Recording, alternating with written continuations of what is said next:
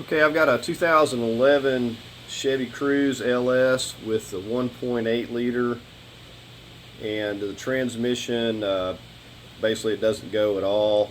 There had been some work done on it, not exactly sure what's been replaced on here, but the transmission's still not working. When I pulled up the codes, there's all kinds of codes, everything you can think of on this. So I'm going to be replacing this entire transmission. I don't know if the TCM or the Tecum in the transmission is good or bad. I'm not 100% sure on that. And the other thing is, when you swap the transmission, you may have to get it programmed, or you got to swap your old Tecum. So I'm going to see, because sometimes you don't have to if those 242 numbers match in there, but I'm gonna swap it and see what it's gonna do, and then I'll proceed on from there. I'll probably swap the Tecum, see if it's any good. Usually they don't go bad that much, and probably go on from there. I'll probably have to wind up getting another one and probably just get like a plug and play. So we're just gonna go ahead and get started at this point. Okay, for starters, I got the wheels chocked front and back here. Now I've just got it setting on the ramps to support it and get it up off the ground a little bit, and I've got them flipped around because it makes getting the jack on this right side on the frame there a little easier. Okay, we're going to get started removing the negative cable, and we'll probably just go ahead and get the battery out of here.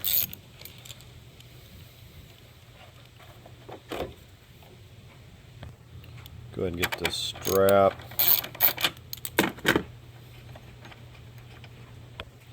And this just lifts. It's got a little hook there, goes under there. This is missing a part of it. You pull on these, and this will flip up, and it'll give you access. We're gonna start with our positive cable here. It's 10 millimeters, by the way. Okay, we're going to start with this cable, this 13 here. And just lift that up, put your bolts and nuts back where they go. This will just kind of unclip.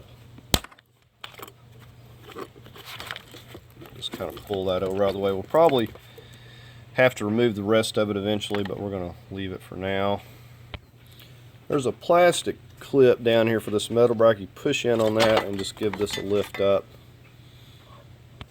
Okay, now we can go ahead and lift this battery out.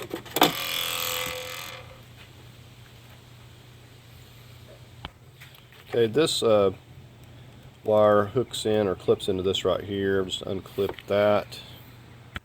So just kind of label everything as you go, so you're not running into any trouble later on you're putting it back together. Okay, we're going to work on this computer on the side here. We got 10 millimeters, and this wire harness has a bracket right here that gets secured with the computer. So removing that off the studs, and then that frees up the top. Now we get the bottom. Okay, so there's two more on the bottom here, and there's one on the other side. You can't see it because the connectors are in the way, but I'm removing these. Okay, so I got the two from the bottom. Okay, that frees up the computer, and we should be able to pull it off of there completely. So that just frees up the, we've got a clip right here for this harness. Okay, you can see that clip just went right in there. You just use some needle nose or something to keep from breaking them. Okay, get you a little pick tool for this clip up here on the harness. It should be able to pull that up. That frees that. Okay, this shielded ground's got its own little clip going into this box. Got to get down here with a little pick tool, pull out on that, and then give that a lift up. Okay, now we got 1, 2, 3, 13 millimeters holding the box.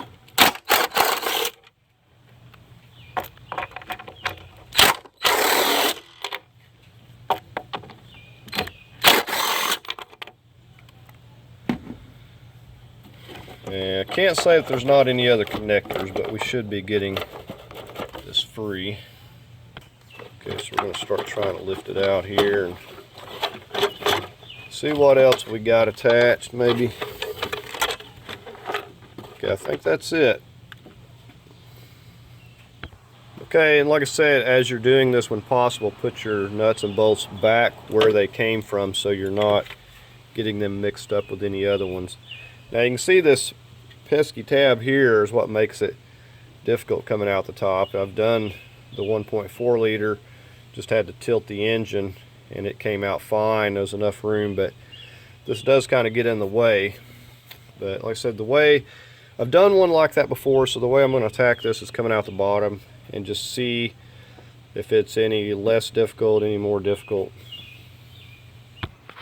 Okay, so you can see this wire that's running over here and it goes down in under this box. See, it connects in right here as well.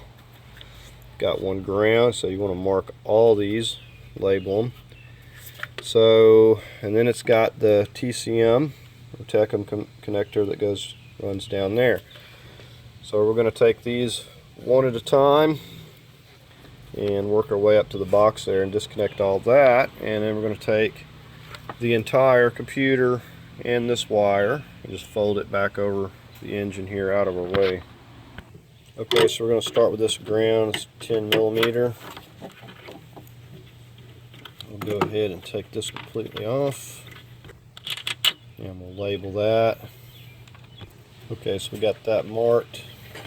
Okay, so I got a connector right here. We're going to pop off this trim tool going down to the TCM, and there is a safety connector on the TCM clip there. I'm probably going to have a hard time showing you, but that's got to come out first. I can show you. See, I'm just pushing it out with this trim tool. Just push that completely out. But then you also have to push down.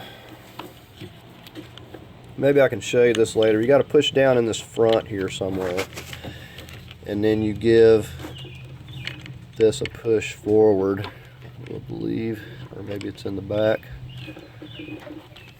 But it's not real easy to get to in here. Okay, so like I said, you got to push down in the front to push that clip down, and then you're able to push this completely forward, and it's kind of hard to see, but you can push it completely forward and then it should get nice and straight and pop it off of there.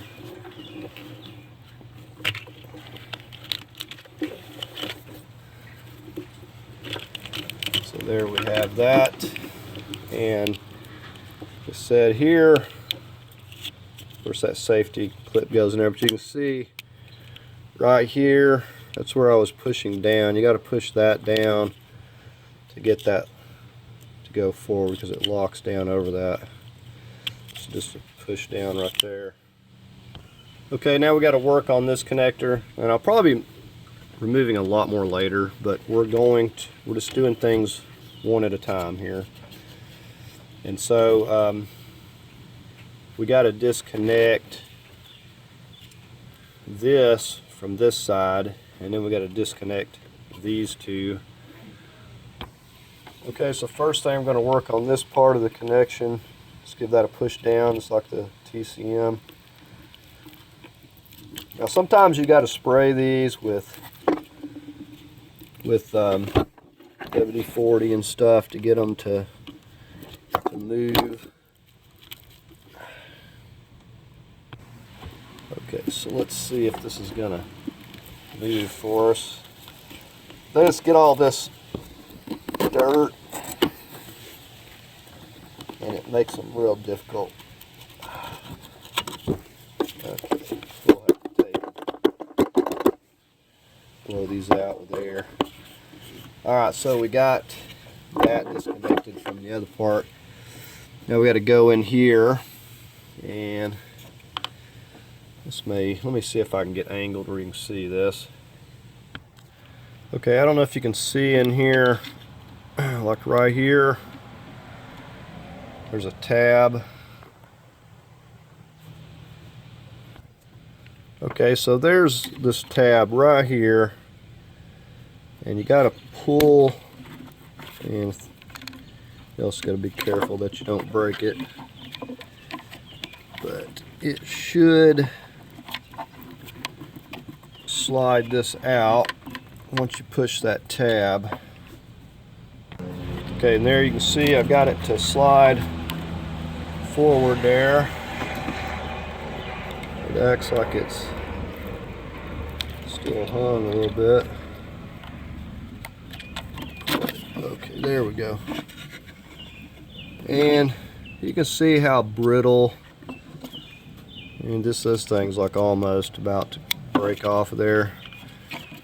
But then you got both of those, this and this disconnected. We can label that and move on. Okay, so I got a 10mm here. We're going to take the fuse cover off. So you just got to squeeze all these to remove this. Okay, and before we start unsnapping this box, we'll go ahead and loosen these 3 10mm up here. Okay, so we got the snaps. You got to pull gently. Seems they're very easy to break. Got to do this on both sides.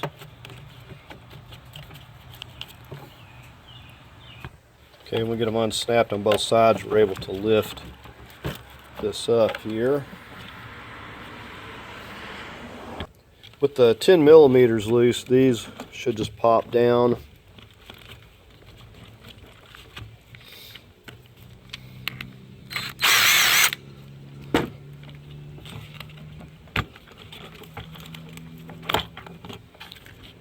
Alright, so then that separates that. We still got this over here connected, not a big deal.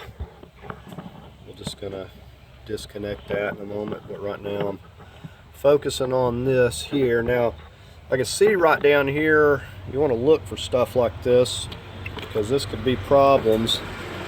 And I found that liquid tape works really well.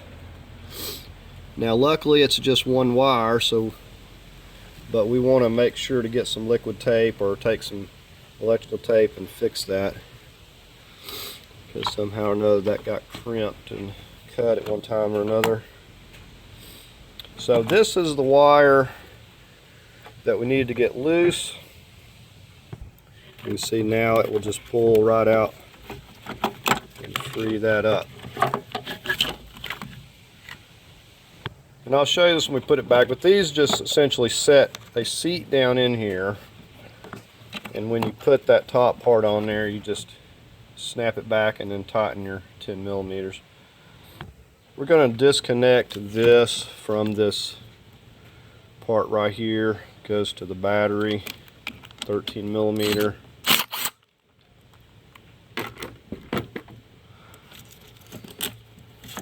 So we'll label that too. We should be able to squeeze that out of there. Okay, so we're just left with this and this. Probably cover this with a trash bag or something for now, but or at least before we quit for the day. We're left with this here. Probably leave this for now. I'll figure out if it's really going to be in my way or not. Okay, you can see that freed this up, and we can take, looks like we still got another, I think that's it. Okay, we can take all this, put it on the engine over here out of the way. Okay, next we're going to get on the shifter cable here.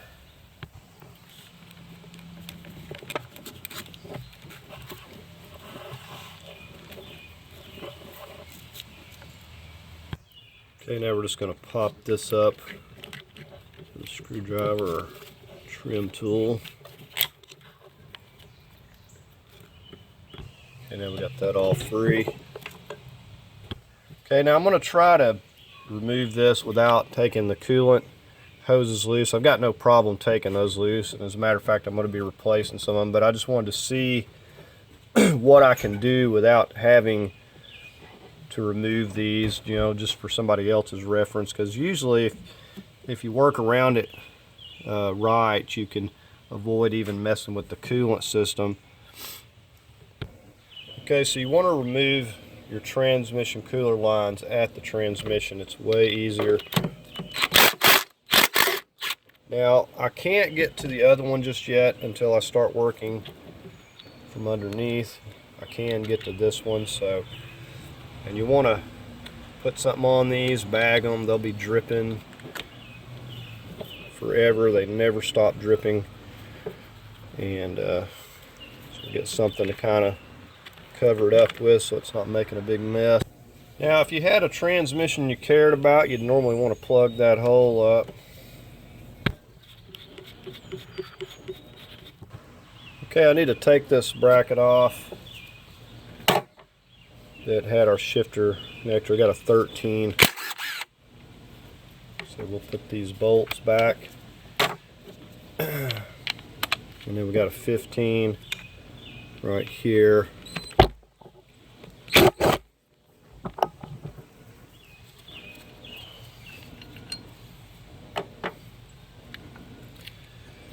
And it's clipped to pull out on that connector or something.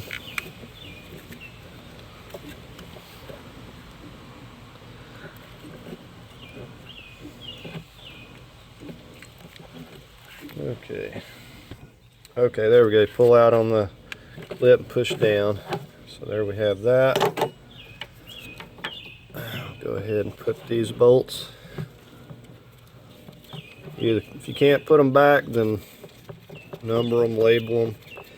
Get too many bolts mixed up.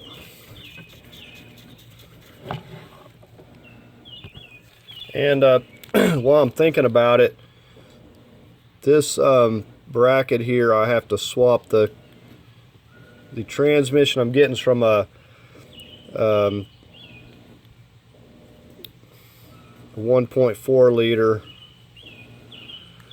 And you have to swap your bracket and this connector right here.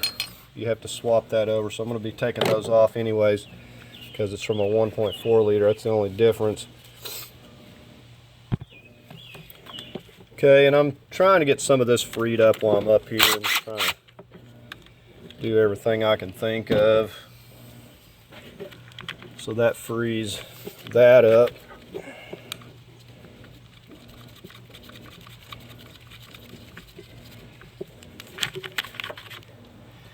And eventually I'll get this transcooler line off and we'll finish disconnecting. Well, I think I can work on this here actually. Okay, so this wire got a clip. Same thing over here. I'm just popping the clip to free up this wire here, basically. Trying to get that freed up. And then right here, got the ground that goes right there with the shielded ground for the battery.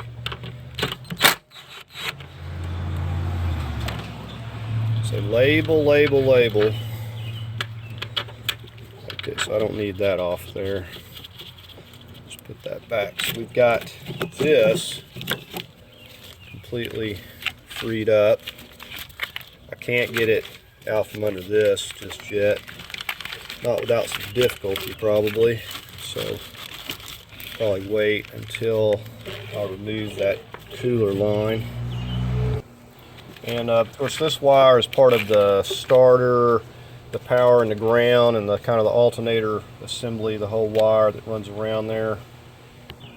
Okay, and I wanted to give you a look at the transmission of what we can see here so far, and it looks It's looking pretty doable as far as getting all these bolts up here. The one over here, getting back in behind this tube, is going to be a little bit hard to get to, but I don't really see any issues so far with leaving what we have here. Now, only thing is, when you're removing this transmission, you installing, you got to be careful, don't hit your water outlet here and stuff and break anything.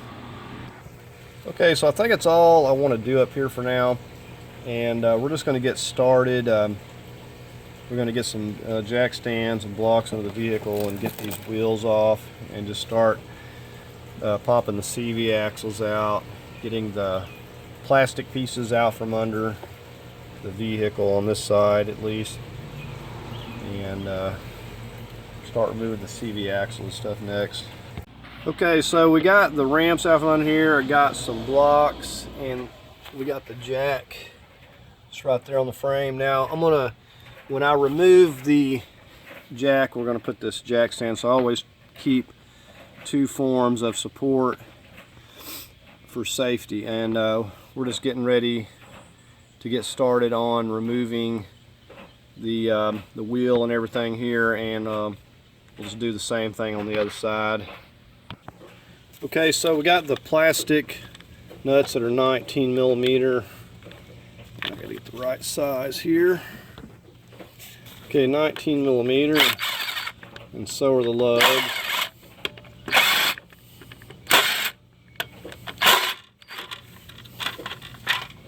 Right, so that just gets our cover out of the way, and we'll go ahead and get these. If you don't have a cordless impact, these are really handy. I find that I don't use the compressor near as much.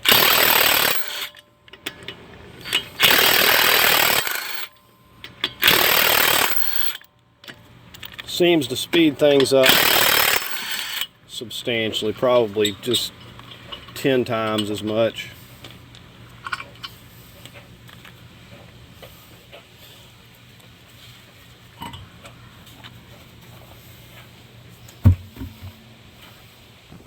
So I've got a lot of the Harbor Freight impacts, the Bauer, they work really good. I mean, they get the job done. So far I'm happy with them. We're going to let this pre-soak here. So you don't have to have the impacts by no means. It just makes it a little slower. So we're going to pop that cable up and off of there. Okay, we're going to be removing the whole brake caliper bracket, and we're just going to use the extended ratchet. I'd have to rotate the wheel, and it's just as easy to get it with this. If I can get oriented on there right, which I am not on there good. We might have to get an extension for that one.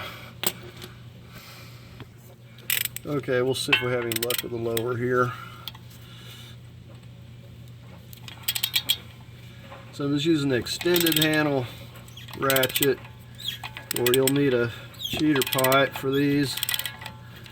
They put a lot of Loctite and stuff in factory when they put these together. I don't think this has ever been removed. So I'm going to get an extension, see about getting back on that upper one there. Okay, I'm on the upper here. I'm getting it without extension. You can see how it's kind of hitting on the strut a little bit. My ratchet is at this angle, but it's broke loose, so it's fine. So we're just going to completely remove these both. Okay, so I'm getting this upper bolt. Okay, so we're going to try to wiggle this whole thing off. And now's a good time to inspect the brakes, and you can see that these are going to need to be replaced. They're not doing too good. So we're going to take a piece of wire, and we'll just wire it up here where it's going to be plenty out of the way on the spring. Okay, so I'm just running my wire up here, and we're going to get it run through both of these holes where the bolts go, and that'll get it up out of the way. Alright, so there we go. It's going to be up there for a while, so it's nice and out of the way. Okay, I've got a Torx bit here, a T30.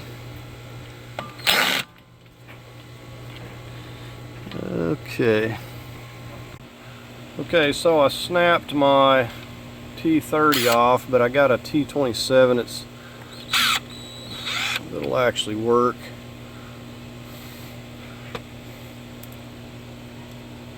And it's a little stuck on there.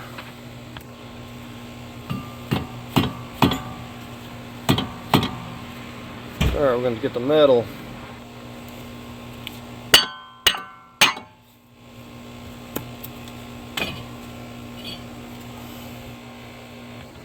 Okay, so I've got a 32, and this is where if you don't have an impact, you're going to have to use the brakes or put the wheel on and break it loose that way. I've done sprayed this with some WD-40, had it soaking.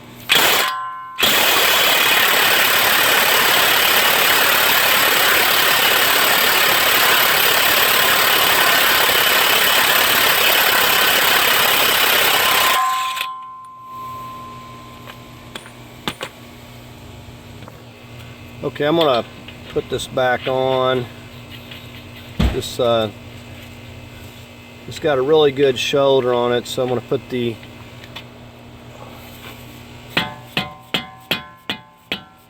so that's moving real easy. So I know we're not gonna have any problems. So as long as your CV axle is not seized, then everything else will go pretty smooth. See, that's moving. Okay, next thing up is our strut bolts. This bolt is splined, so it should not move, but if it does, put you an 18mm wrench on this side.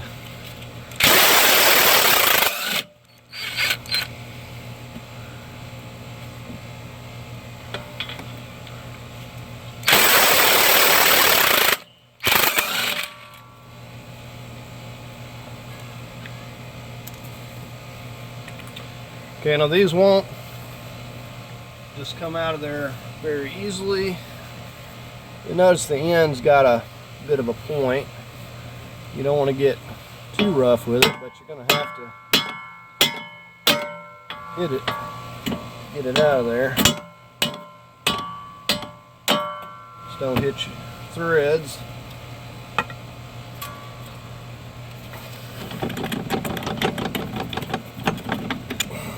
Okay, so there's a lower bolt. And there's that one. We're just going to kind of support this a second. Okay, now I'm just going to push that back in and push it through while working this down. Now usually I unhook this ABS. I didn't do that. It's really not in a bind.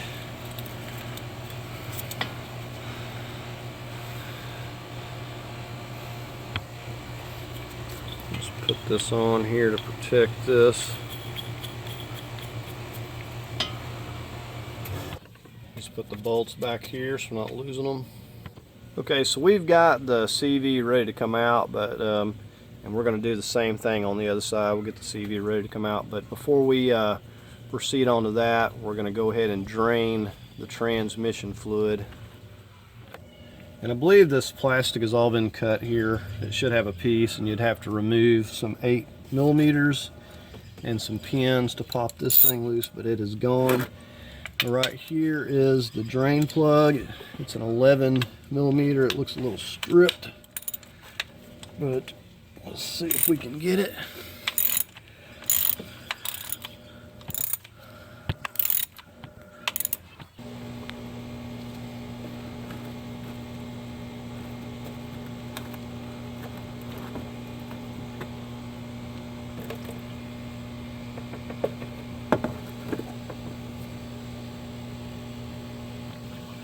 I said this fluid is nice and clean, but it had recently had some work done on it. Okay, so that's dripped about enough. We'll get the plug back in. So I wound up pouring up at least 6 quarts out of there. Not sure if that's about right or what. Okay, so we're going to start over here on the driver's side, and I've got my 3-foot crowbar. If I can get you. I'm just going to come back here, and since we got the fluid out, we shouldn't have any fluid leaking out. I got some cardboard down. Okay, so these are usually not very difficult. I've seen other cars that were, but these are usually not too bad. You can see the not the fill plug, but the plug that tells you when it's full, right below my crowbar there. Let's see if we can get in there. You see that plug. Now that is how you know you got it full, if it's level and up to temperature. So I'm going to go ahead and pop this out. And I think we got it loose. I just can't get around to it just right just yet. Alright, there we go. It's pretty well loose. Should be able to just pull it the rest of the way here, maybe.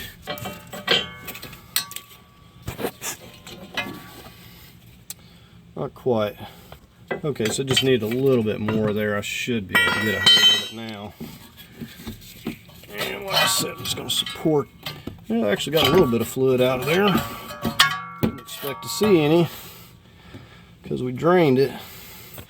Okay, we're on the passenger side now. We're just going to pop this one off kind of the same way, except I'm going to get under with a pry bar that's a little bit shorter and pop it loose from underneath. Okay, so we're down here underneath at the car. I've got my 2-foot orange pry bar. I'm just going back up here, and we're going to see where we can get a hold of it.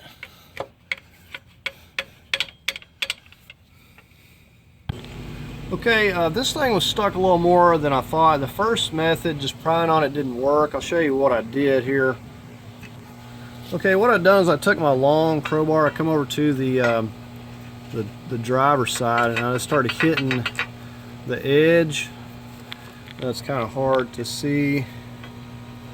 I'm hitting the edge of the CV axle. I'm just basically just tapping it, and that seemed to work the best. And I've got it loose there now. You can see that where it's plenty loose, and we just go out there and we'll finish pulling this out. Now it doesn't matter on this. If you were taking a CV axle out, you want to be careful with your seal and don't be gouging it up. Okay, so let's see if we can't pull this whole thing out from here now. You see the locking clip, and both of these have those.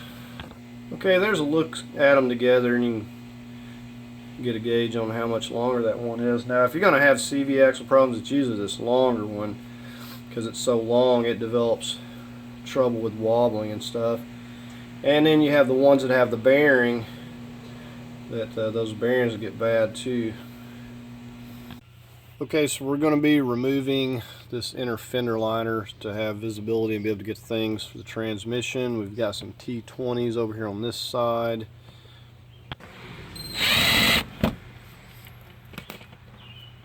We've got a lot of push pins.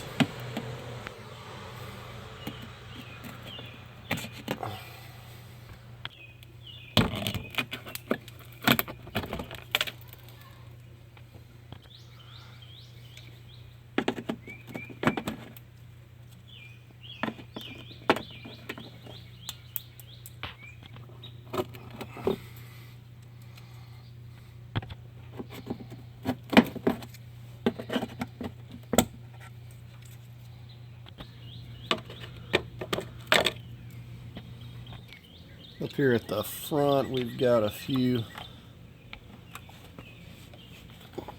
And right here you probably have some kind of a bolt holding to that. Alright, we should be ready to start.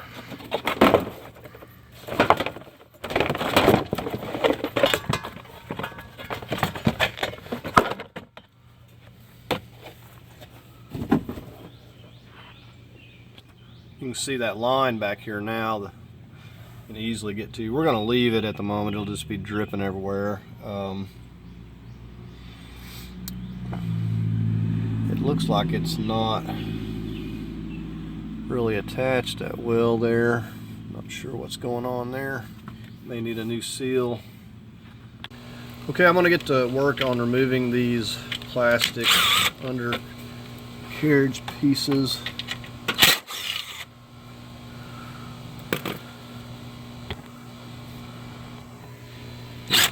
And since we separate it from the fender well, that's all that's holding this piece.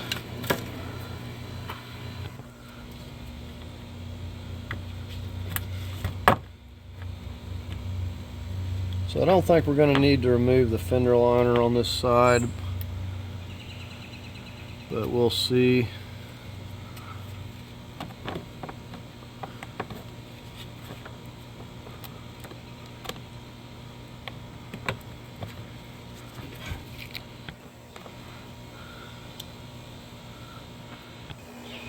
Alright, we got a couple here.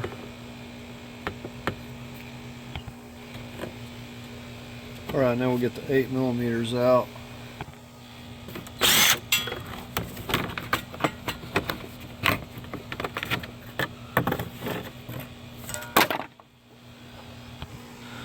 Okay, and we got snaps all down the front going into the subframe that we need to get off of here. Okay, this piece is held on by all of these T20s that are going into the bumper. We're just going to work our way around, getting all of these loose. See, I was going to leave this, and then I looked in there and seen that it looked like the condenser or something was bent, and now I want to see what's going on.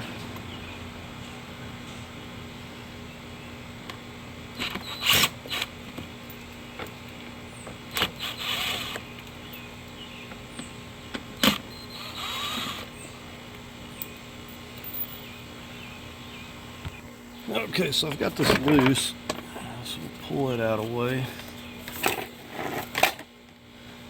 You can see what I'm talking about. Not for sure what happened there. I don't know if the video's doing justice, but this is quite a bend. And I'm amazed, you know, the radiator took a little bit of a hit here, but this really got bent up, and the air still works, and I can't believe it. It's putting out about 45 degrees when I checked it, but it's still working. But this will probably have to be addressed eventually. I got to tell you, last time I'd done one of these, I pulled it out the top, and I'm thinking that it was less work, but we're going to find out, because I haven't done one this way. And I think the next time I'm going to get started on is going to be this exhaust. It's going to have to come out of the way. There's a lot of wires and stuff going around the subframe, and on top of that we have to strap the radiator and stuff up to the bumper, because there's going to be nothing supporting it once the subframe's down. So then we got the mount here. We got a mount in the back that's got to come off. So a lot of things. I probably will take the entire knuckles off to lighten up the subframe. Okay, so we'll start spraying these down. Okay, and we'll let them soak a little bit. We'll get on the back ones. Okay, I got a 13mm. Just using my 3/8. We're gonna see what's gonna happen here. I usually always break at least one of these.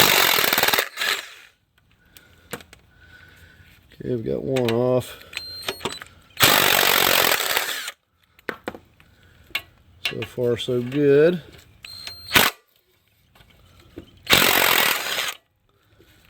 Wow. So didn't break any of those. Now we get on the back ones. Okay, we're on these 13s. I can't get my impact in here, so I'm gonna have to try to do these without breaking them.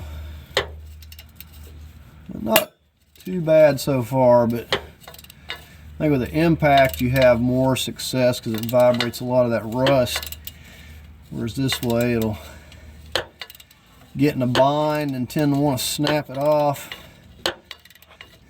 making for a lot more work. Alright, so I'm just gonna get this one here and we'll get on that other side. Okay, so far these are coming off successfully, and usually I just plan on breaking some of them, but it's actually going well. I'm gonna get on this other side here and see if it's gonna come loose.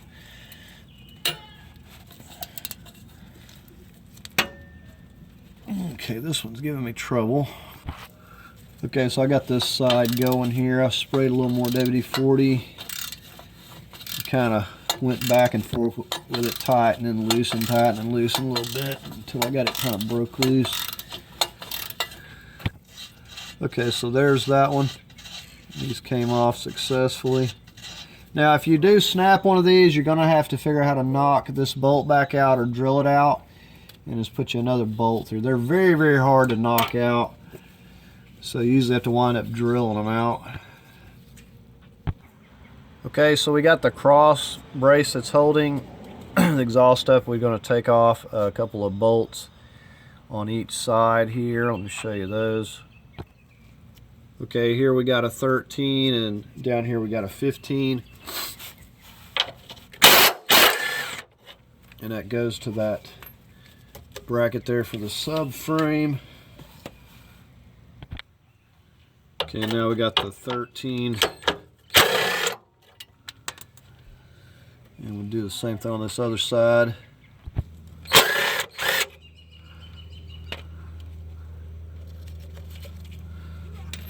Okay, and then we're just going to get the 15 there, and then this is going to drop down, or try to drop down. Okay, so there we go. We've got to separate this. Okay, I messed around and forgot to unhook the O2 sensor. You just push down real hard on this to unsnap it, but I got it there. So I'm just going to kind of pull that out from that back down there while I work this out up here. And I'll just set this down. Okay, you can see we got that big section of exhaust out of the way.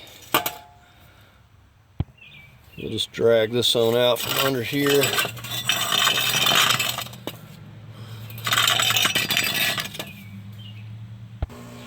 With the exhaust out of the way, I'm going to work on these connectors and wires, and I'm going to label each of these as to where it came from, but we're going to get any and all wires disconnected that are going to the subframe, and we'll do that, and then we'll probably move on to like either the motor mounts or disconnecting the steering column. It looks like we can leave the ABS sensor, but we will have to disconnect it here. So that's going to run around to our ABS, but we need to disconnect this wire right here. Now we also, up over the top, we've got a few wires that are clipped down into the subframe. We need to make sure those are loose. Also get some tape on the end of your connectors. You don't want any moisture, water getting into them. Okay, so I'm just working on unclipping this wire from the subframe. See, it's got a kind of clip here and then one right back there. I'm going to push that up.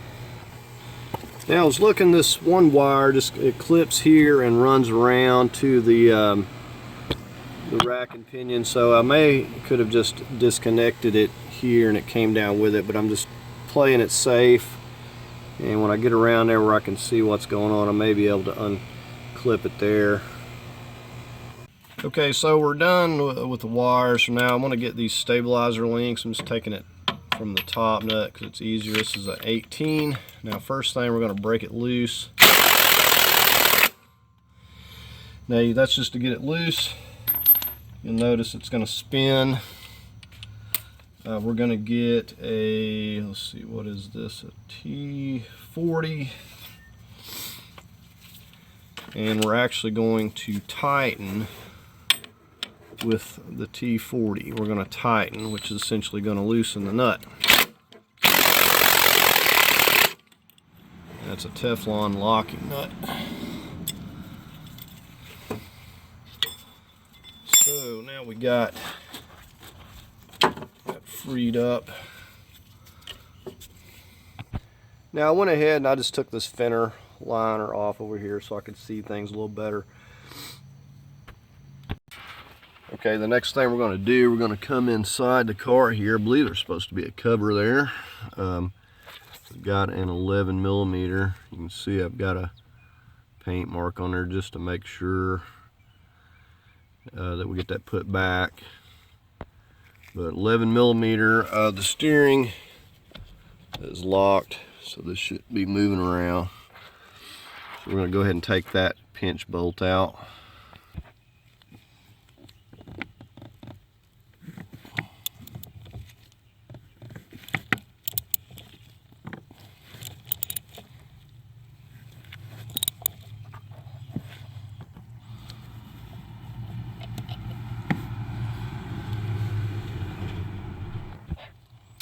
Okay, what we'll do is just kind of wiggle up on this until we can get it to move.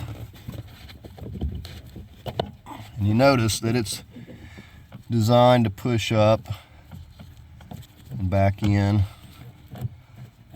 So we'll just set it right there. Okay, next thing I've done is took a strap. You can see I've went down in through here and we came out basically over the top of the subframe. We just got this fastened, so when we drop the subframe, this will be fastened to this part of the body up here and it won't be falling, it'll be supported. Okay, we're going to get started on this rear mount here first. The engine will rock some, but it will still be supported by the mounts up top. Okay, I might have to get a bigger one here.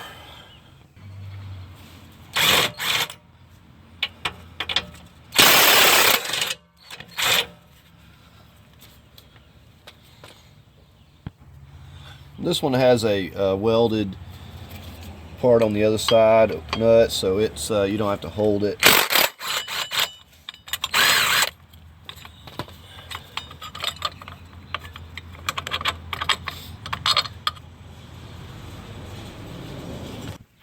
Okay, coming back to these, now you have to take an 18mm, I'm using that end. Coming up above this, you just reach up there and feel for these. And we're going to have to hold that on there while we finish removing this.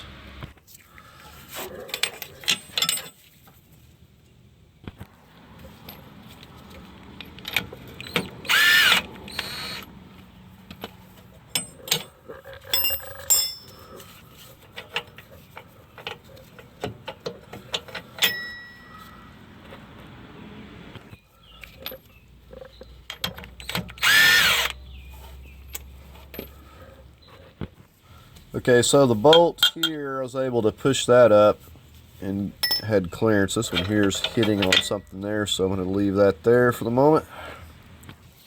Okay, now we're going to just finish removing this entire bracket here.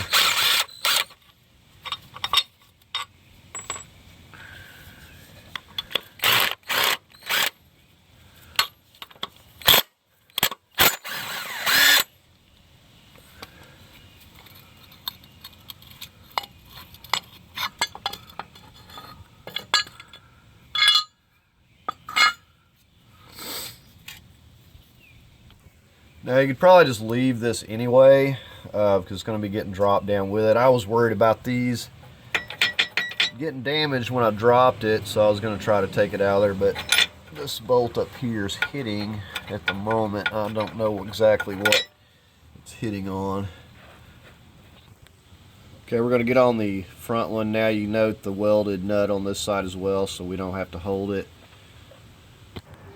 Again, these are all 18s, and we're just going to use the ratchet because we don't have much clearance.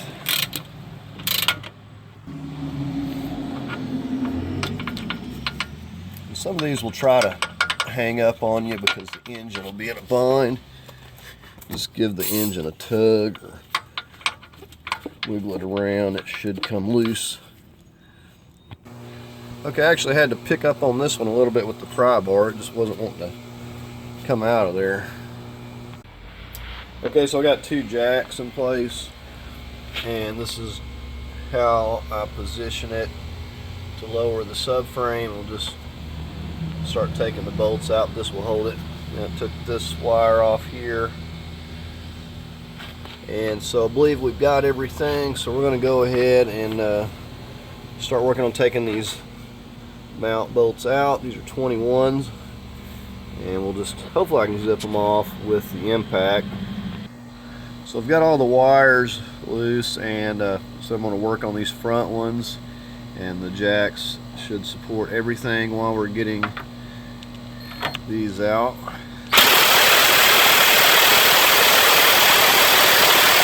It's moving it, but slowly.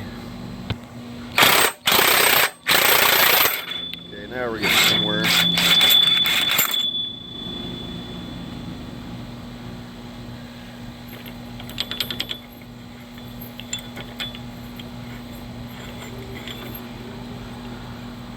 Right, so there's the first one. A little bit of rust, not too bad.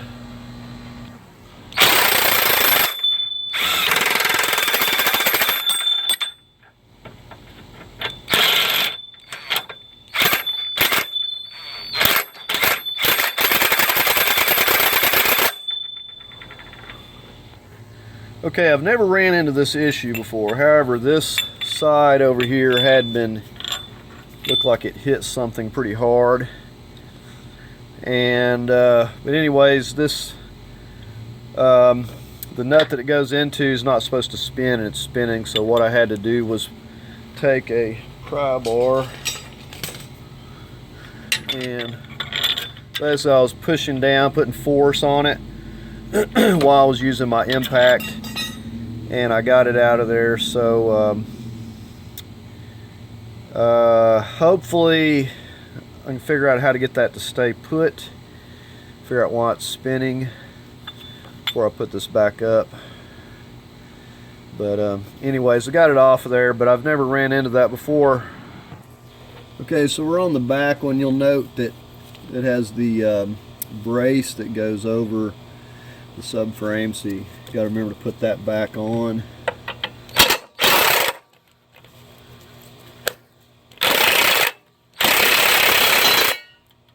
Oh, we got some water coming out of there.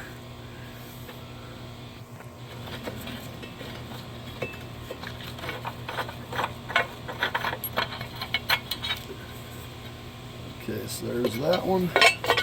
Get on that other side. Okay, so over here on the driver's side, and again I had the exact same problem as I did up on the passenger front. For whatever reason, the nut fastener up in there is spinning freely, so once I got it loose, it wanted to spin, so I had to use the pry bar, zipped it right off. So I don't know, it's probably just something these cars they just don't do a very good job of making those stationary. So I don't know if I'll worry about it or just, I think going back in, it'll probably force it and it'll lock itself down, but we'll see. Okay, the bolts are out, and before lowering this I wanted to do a check over, and I do see that this wire runs down there and connects to the electric motor. Now it's easier to disconnect it up here, so that's what I'm going to do. I'm going to snap. It's got a couple of snaps. Actually, it's just got one right here. It needs to come out. So we're going to pop that out, and then we're going to come up here. We got a ground. I want to label that, and then right here, number 3, and then this wire will be freed up. So we don't need to be checking the tensile strength of any of these wires. Okay, so we got a tool here we can do something with, maybe.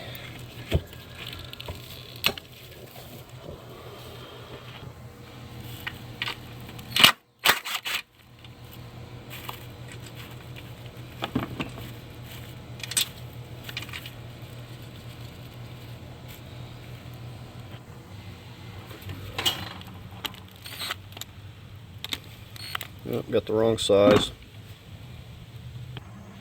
Okay, that is a 8mm.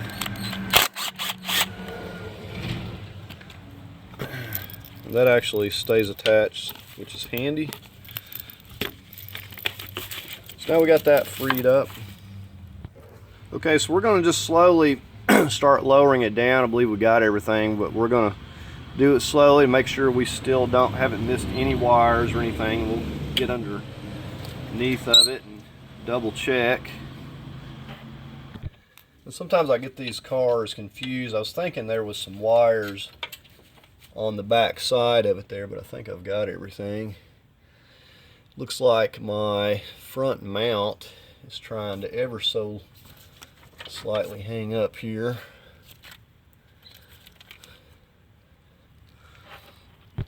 Okay, and here's a view from this way, so we're just slowly lowering it down here from side to side.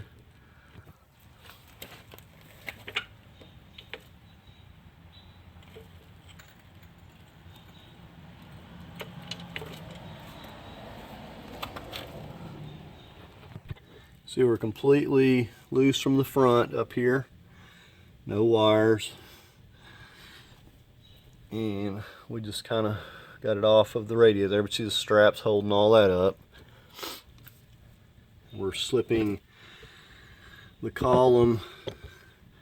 You can see there's coming down out from inside the cab.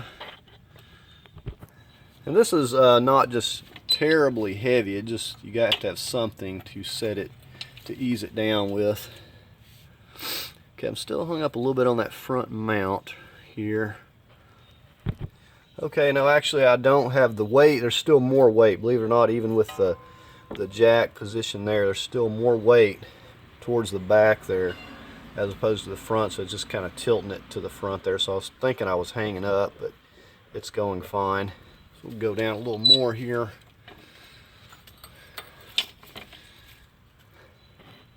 Okay, it's just a little bit to go here. And I'm just trying not to just completely drop it. And what I'm going to do is get my mover's dolly. I've got it down low enough. As you can see, we're all good and clear. That wire is loose. Nothing else is attached. It's just back heavy and it's pulling this end up. But we pretty much got it all the way lowered down. I'm going to get my mover's dolly and try to get under it. Okay, you can see we got the jacks lowered. What we're going to do is just pull this onto this mover's dolly here, and we'll be able to just roll it right out of here. So the idea is we just get it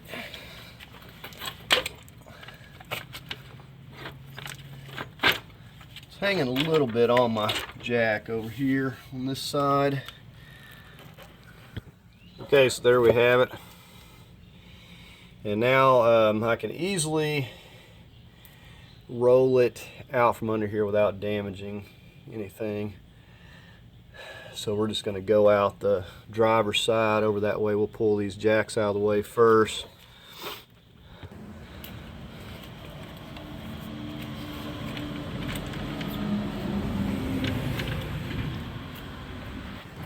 You can see how easily it moves on this mover's dolly, and if you've got a good concrete pad, it's even easier.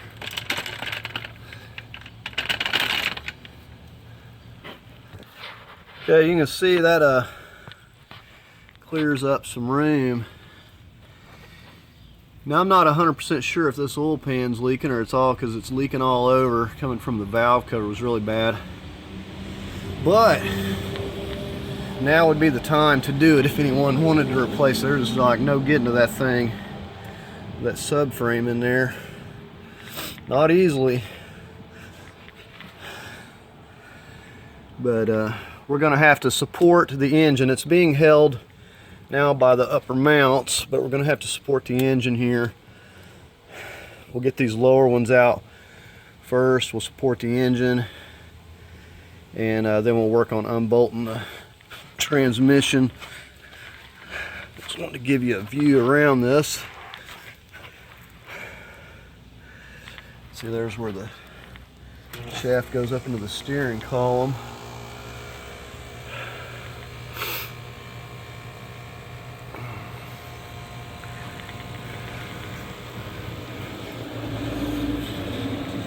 Anyways, see, we can easily get to everything on this transmission to get it out of here now. So we'll get to work on that. Okay, so I'm going to remove this mount here before I get started on removing the bolts. We got a 15 millimeter, and this is going to be in the way of one of my bolts for the transmission. So I'm just going to get this off, and then we'll get on the bottom. We'll start taking some of those lower bolts out and labeling those as to where they go. Okay, so there's our first bolt. And if you can't put the bolts back where they go, label them so you don't get them mixed up later.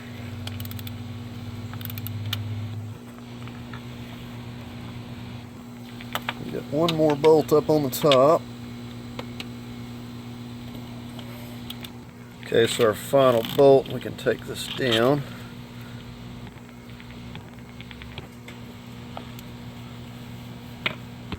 Okay, I'm going to work on these lower bolts. I believe that's supposed to have one there as well. These are 15s, but it'll be fine to start taking out all these lower bolts. We'll just get these. I usually like to number each bolt just to make sure, because some of them are different lengths, and just to make sure that we don't get them mixed up. Okay, so I started numbering these, kind of starting up here, one, and I just, you know, make sure to number each bolt. And so we're going to continue on here. The next one we got right here is a 15 as well.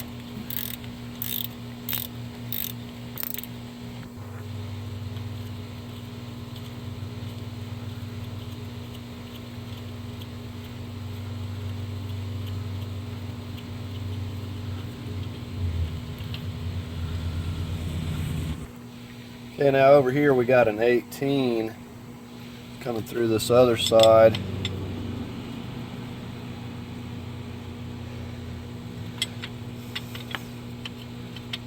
So we're going to go ahead and get that one out as well.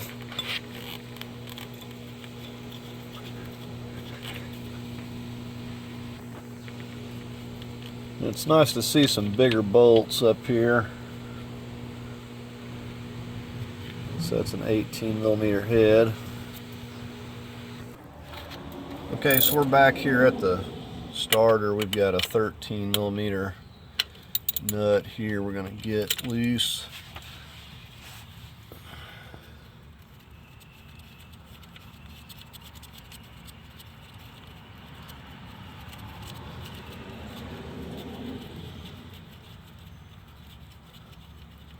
Okay, so there's that, and we're going to go ahead and get on this wire going to the solenoid here from the alternator. We've got a 13 millimeter nut for that.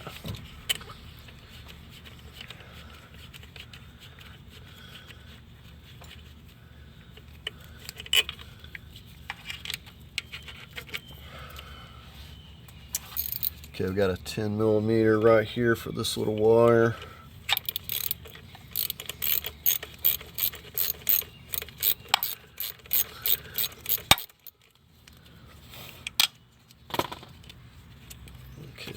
those free. Let's put these back.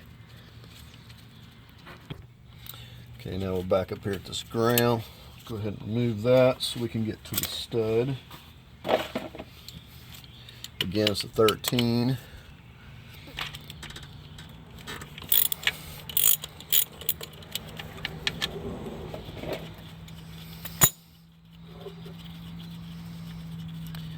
Now I won't be able to show you the one on top there because you can't see it. But I have to use an extension and go up over the top of this to get the next one. Okay, if you can see how I kind of went over the top, I had to fill with this hand while I got it on. I got this extension just kind of going over the top of it here. It's not really that difficult. Once you get it loose there, you can pretty much just spin it by hand.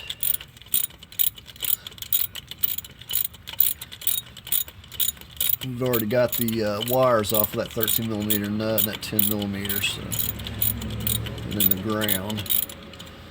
Okay, let's see if I can't just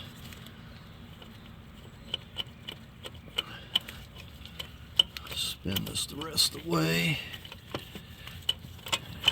Almost got it there. Alright, so there we go. You can see that bolt just came right down with it. Alright. Okay, next thing I want to do with that starter out of the way is going to remove this cap right here, this plug, and this is going to be our access point for the flex plate there. So what we got in there, let me get around here where you can see. Okay, now you have to rotate this, but you can see what we got there is an 18mm. I'm going to be going in here with just a little bit of an extension, and we're going to get a hold of it right there. Okay, the other thing we got to do is get out here and turn this crank. And we got one of these E-torques here. So you need you a little set like this. We're going to be using this E18 here.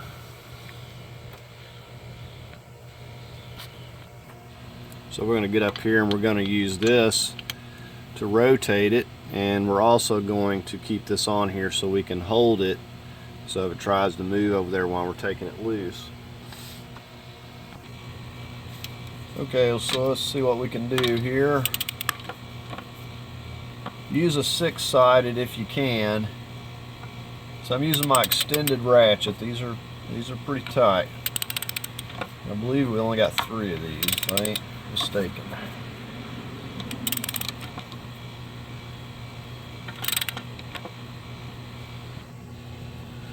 Okay, so there's the first one out. So now I'm out here on my crank. I'm just going to rotate this clockwise here till our next bolt shows up.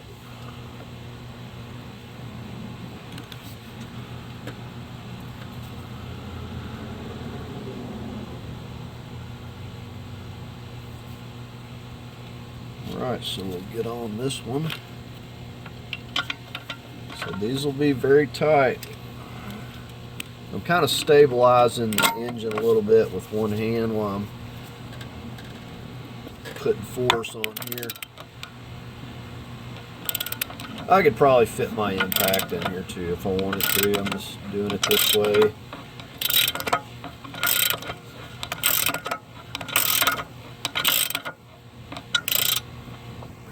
Once we get it nice and loose, we'll just finish spinning it off here by hand. And usually I don't need the magnet. Usually it'll come right out of there. Right, so let's go on to the third and final.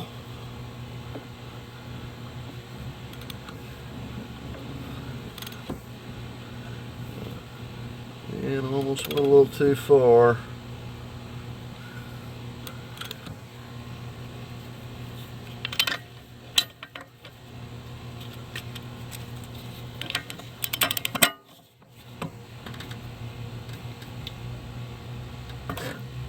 said, you won't be able to get them loose without an extended handle ratchet or a cheater pipe. They're extremely tight.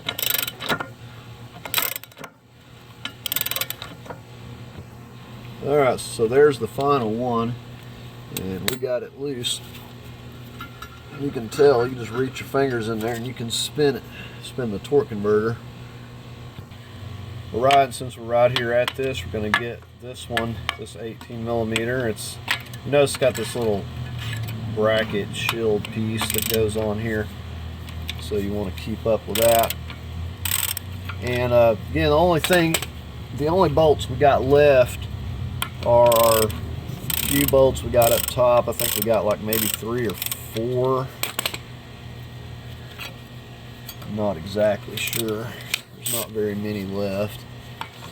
So we're gonna, the very next thing we want to do is get the engine itself. We'll get it supported with some blocks or something, and then we're going to rig us up a chain or something and get the lift over here.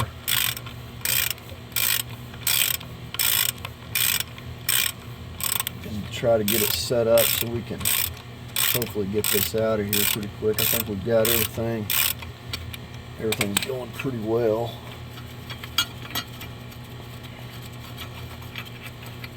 Again, it said label all of your bolts. Now you can see, like, without this piece in here, if you forget it, you can see the flex plate there. So it's just kind of a little dust shield or whatever. So don't forget that. Okay, we're over on this driver's side. We're going to get back on this transmission cooler line.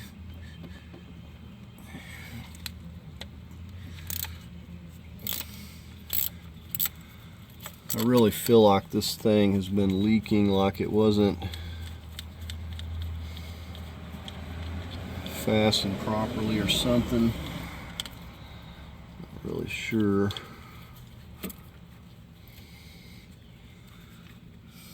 The seal looks okay. It may not have been on there good and straight though.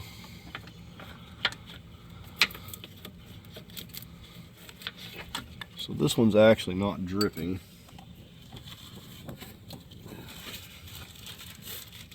But I like to keep it protected. And we'll put a little bag around it, keep it from dripping. Okay, we still can't do much with it because the mount's over the top of it there. So we're going to get the lift over here. And let me show you what I've done to support the engine. Okay, so I just got blocks here. I've used cinder blocks, just whatever I have. I mean, you could probably even build a little box to hold. It's not that much weight. We're just supporting the engine while the transmission is out. But see, this is gonna work fine just using what I had. And I've done this several times. It works out really well. Okay, so you can rig up a chain and pretty much bolt it anywhere on this transmission that you can get a bolt in you think it'll be stable. I'm just going from this little nub, running a bolt through and then bolting right here. That'll be enough to keep it, I think, stabilized. I'm not really that worried about it. And you just need enough length so when you get your lift that you got room to drop it down. I'm going to drop it down onto my mover's dolly. So I'll just need a little bit of slack so I can lower the boom. But once I get the lift over here hooked up, we'll go ahead and we're going to completely remove this mount. Probably all together. Well, actually we may go ahead and start removing these right here. You can see we just got 3. We've got them labeled there, and there's one hidden right down in there. Okay, I'm just starting with this more difficult to get to one down here, and I'm going to get it completely out and then I'll work on those easy ones. But once these are loosened up, they usually come out very easily.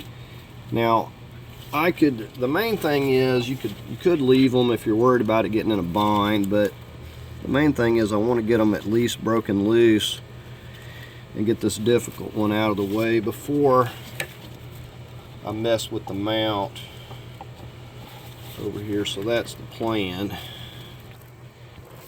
Okay, now we just got these two over here. Now you notice we haven't disturbed the coolant, removed any of those hoses or anything.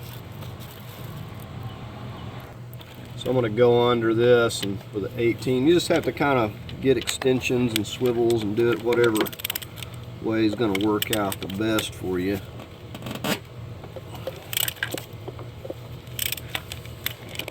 Okay, so that one is loose. We got the one over here. With this, it is completely loose. We may in fact go ahead, and it's not going very far. Once I even take the mount loose, it's going to go down on those blocks there. But I'm going to go ahead at this point, I think, get my lift just in case it tries to move a lot. Okay, so here we are. I've got the lift, and I basically just worked out approximately how many inches I needed to go down so the boom's not going to hit the top of the car there. So that's all I left. And of course I've got the movers dolly down there to set it on.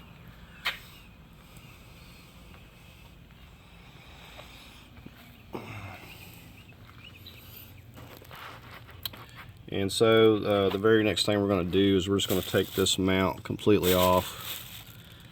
Got all 15s.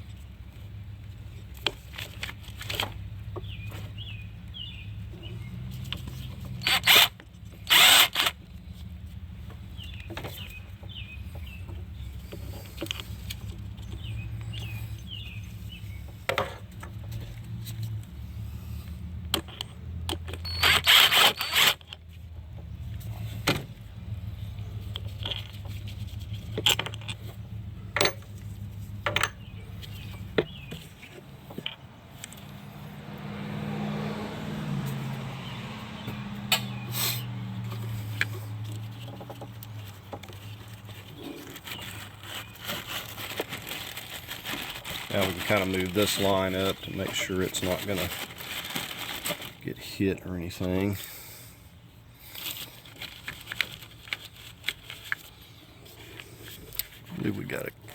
We got a wire connected right over here. Let me show you. It's right in under that tube. We're just going to get that trim tool and pop that off. It's right back there. That's gonna hang up. Okay, so I got that wire unclipped, and we're just going to go down here and finish removing these. Now I dropped the lift just slightly because it was in a little bit of a bind, and it was going to be the way that it was positioned there. These are pretty loose.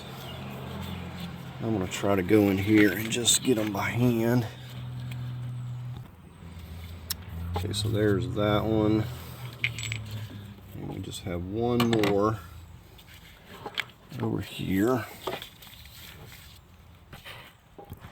Okay, so all the bolts are out, and this is coming apart very easily. Now, what I usually always have trouble with is the torque converter wants to come unseated and we get transmission fluid. So we're going to try to carefully start separating these two.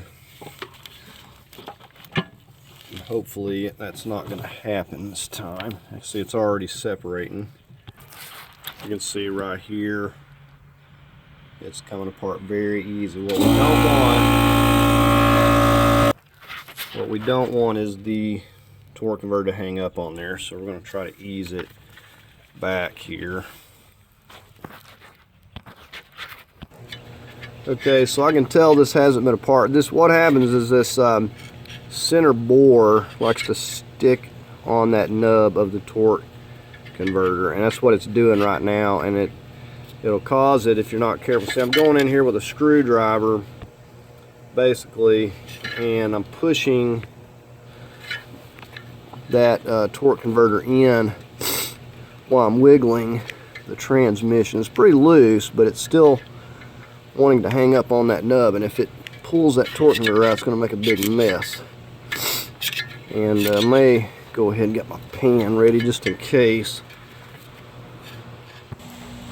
Okay, I had to come down here and actually hit it a little bit with my rubber mallet and a screwdriver to knock it out of that bore. It was kind of hanging up. You can see probably a little bit of rust on there, but I've got this piece in here so it's just not falling out. Now I had to drain out another quart because lo and behold it started dripping out of the CV axle back there, so I actually drained another quart out. Usually once I drain it, that's it, I don't have to worry about it, but I guess rotating it around, it got more fluid out of it. Okay, so we're just going to carefully start lowering it down here. Really nothing to it from here. I'm just going to get it down onto our mover's dolly and make sure that we're clear of the engine. And it doesn't hurt to stop and look and make sure that nothing's hanging up.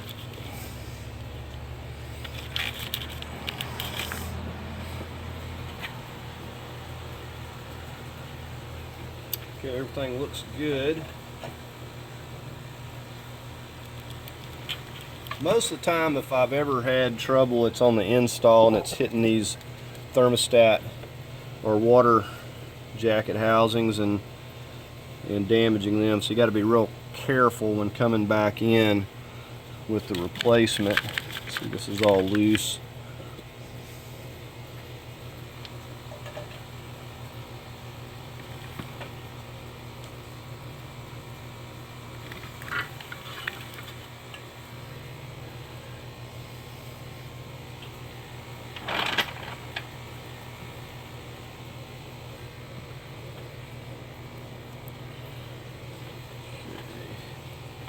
Okay, I just set another board down here just to make sure it was going to hit on my moving dolly there.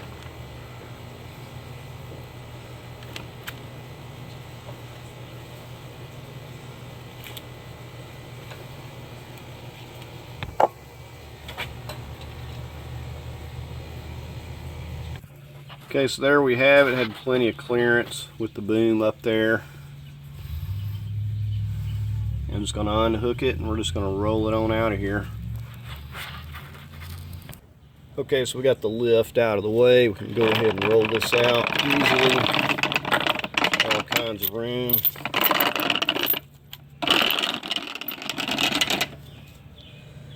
We'll take a look at the flex plate in here. This doesn't look rusty, but for whatever reason it wanted to hang up on that board. Looks like it's got a little rust maybe on the end of it there. But anywho, just going to give you a look at that and see it's setting on the oil pan there just fine. And we come back in with it, we'll be able to just go back in and it should line up pretty good. And it actually balanced out well, just hooking to these two, and that was the easiest way to set it up. Let's see, we're setting off. Put this board down to kind of help support it.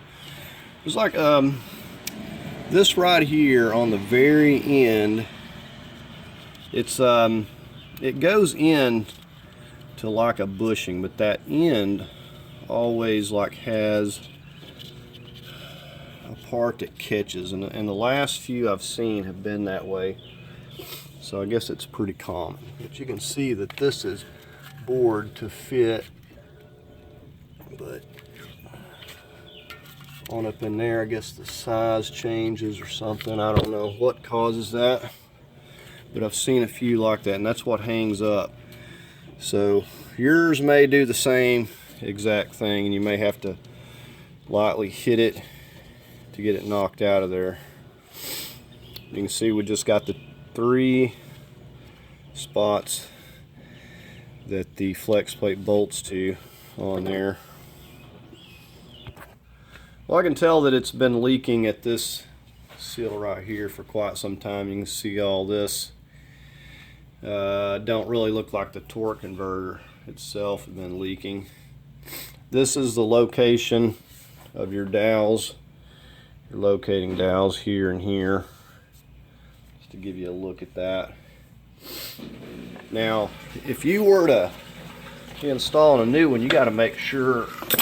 See, this thing come out quite a bit. It's got to go all the way down in there like that. And a lot of times I will take, and so I've got these little straps, and I'll tighten this thing up so it's not moving while I'm installing it.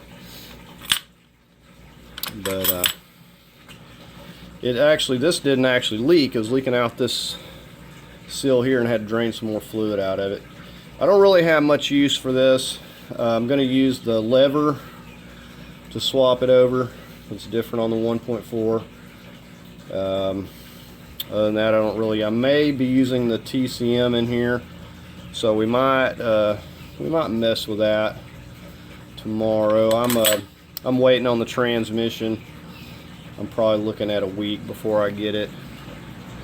So I'm just kind of getting everything together and ready to go. But I'm hoping that it's just going to be a plug and play, get the transmission in, and it's going to match up to the numbers on the Tecum, and it's going to work, but we'll see.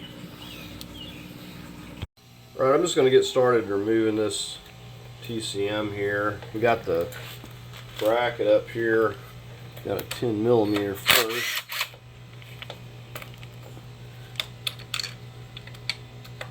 And then the rest are just going to be a bunch of 8mm running around the perimeter. And we've got a lot of them.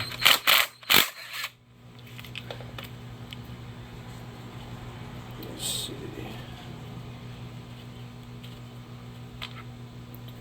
So, a bunch of those. Now, when you take the cover off for whatever reason, you're going to want you to get you one of these gaskets.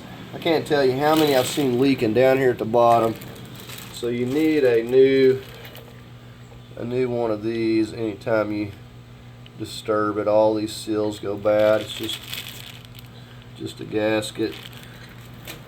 So we'll go ahead and finish removing the rest of those. Okay, you can see we got some fluid flowing now. We got a few bolts out. These things hold an amazing amount of fluid, so you have to constantly, every time you flip and turn them, you got to have a pan or something down, or you're going to make a big mess over there. You'd just be surprised how much fluid is in a transmission. It's pretty well never ending. So it's a little bit stuck at this point. I'm going to loosen up the upper. I don't want it to just gush out here. You see, I just got the one bolt left up here now. I'll go ahead and work this off.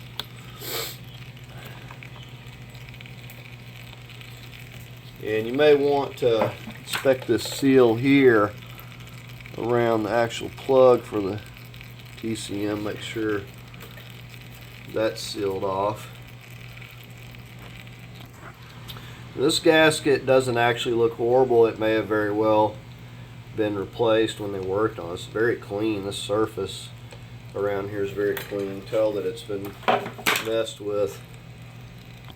And when you're getting a transmission, whether it's used or new, you do not want to get rid of your old transmission until you know that you don't need any of those parts. And I'll even keep one around for a little bit because there may be something that breaks or whatever. I need a sensor or a switch, you know, whatever.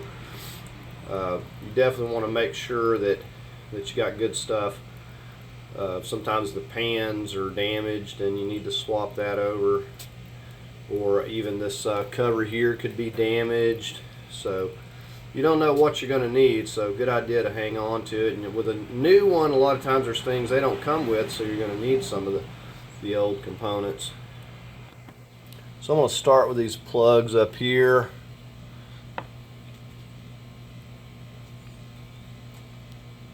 You got to be delicate.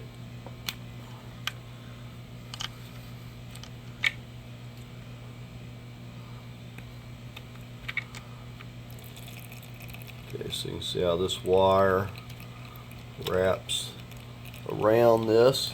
I'm just going to set that off.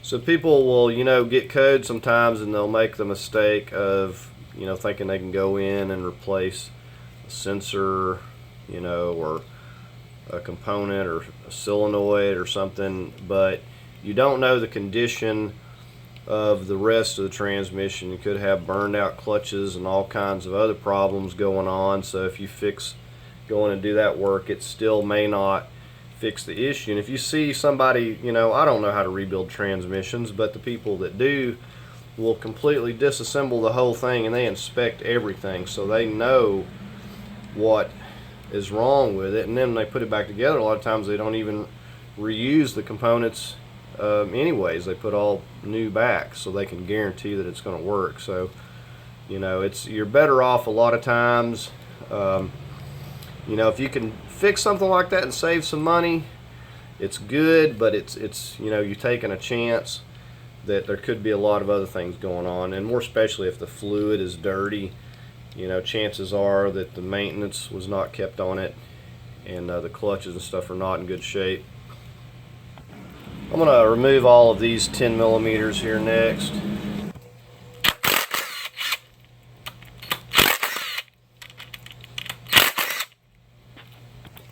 I believe all of these are the same length, but we will inspect them.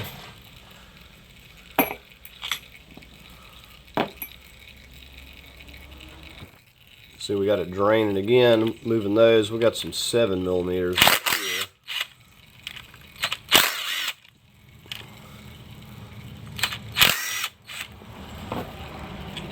Get a hand on it.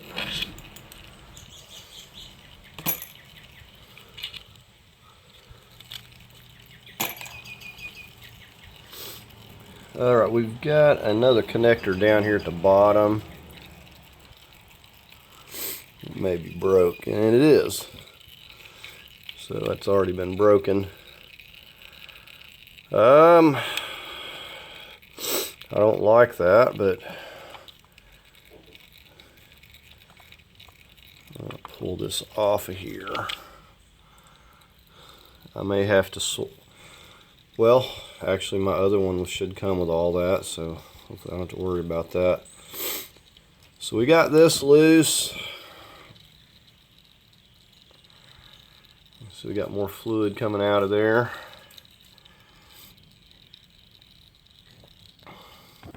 And you can get these whole units, the valve body and the Tecum and everything, remanufactured.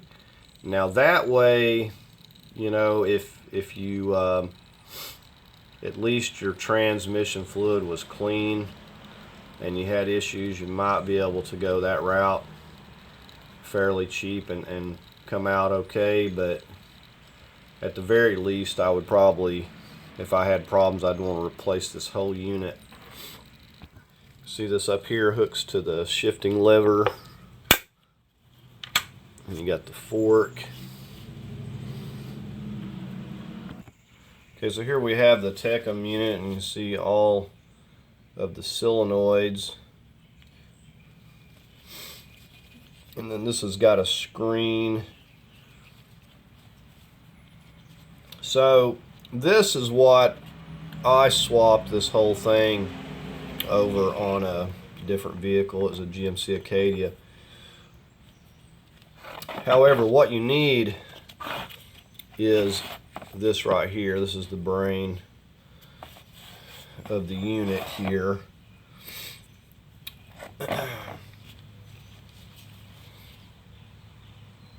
So, but as long as this part is good and these are good, you can swap this whole component over and you don't have to do any programming or anything. And I don't know if I'd mentioned, but this car has 130,000 miles, which is not a lot of miles to be having transmission issues. I'm going to remove these T15s and see if I can accomplish anything here.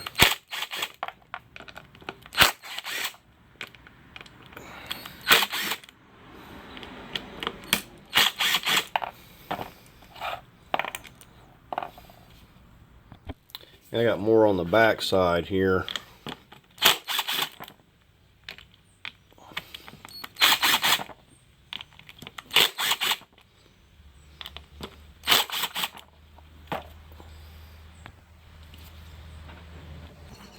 Okay, so I took this little back panel. It's got its own little seal around here, and those components are in like a jelly type substance there. When you feel of it, it feels just like a jello. Well, I guess whatever the case, I won't be reusing this one. This is in this jelly substance. I took off this side, but it has little wires that make all these connections. So this is absolutely not meant to be removed at all from this side. You can remove that top side, you can't remove this because it has the connections. So did not know that, or I wouldn't have pulled that off. But I'm going to see if I can't figure out if this separates from the solenoids here. And you can remove these bolts, Torx, but you cannot put them back with the impact. It will snap them right off.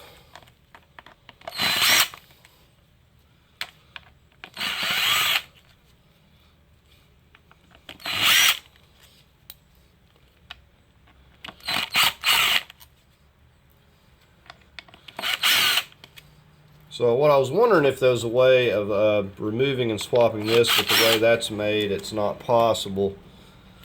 You definitely have to keep all that intact.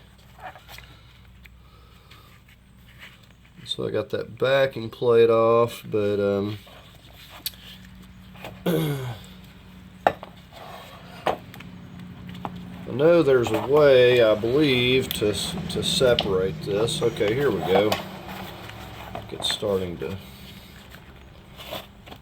come up now, so just that backing plate needs to come off. Well, I ruined this one, so I'm hoping that the replacement is going to be good to go. If not, I'm going to have to get me another one. Okay, you got to really watch those as well, because they will come off. Now here's another thing that I was worried about, because this first generation or whatever, they had these pressure switches in here, and I know that these were problems. So in a way, I would not want to reuse this one, because I don't know if there's going to be problems with these. And these were known to have a lot of issues. So, but this, you know, if you swap this over, or if you swap this whole thing, better off just leaving it together, as long as this is good, because it's just way too difficult to put all this stuff back together. And you see how it just goes to falling apart on you. So anyway, probably if the replacement doesn't work with the car, I'll have to get another one. Okay, this thing is still really messy. I figured out how to get this swapped over here. I put these back on, these little pressure switches. One of them is stuck right here. I don't know if it's supposed to be stuck or what, but not too bad. I would, if I was swapping the TCM again, I'd probably definitely take this off and use the better one just in case. But you can swap this whole thing, but what you don't want to do is what I did and take this piece off, because that is not made to come out of there. So do not remove that. I kind of was not thinking. See, these just lock on here. But don't know if like any of these solenoids have issues. So you're taking a risk with them. But I have swapped simply this piece and it worked perfectly fine. And this just goes back and holds all that.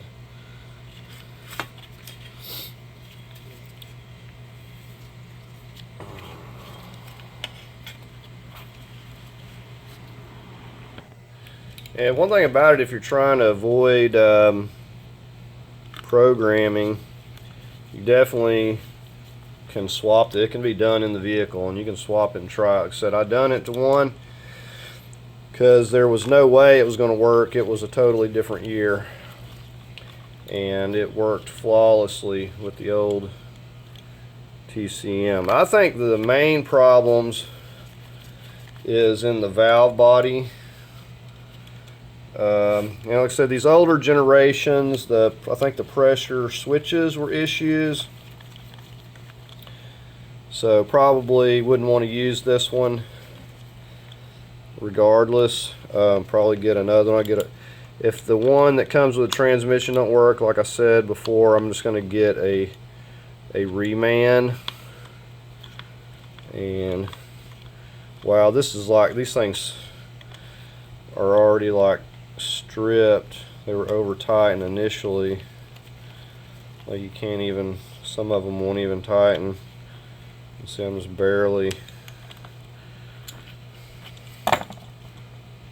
So I'm gonna just put this back in. I've got no more use for it.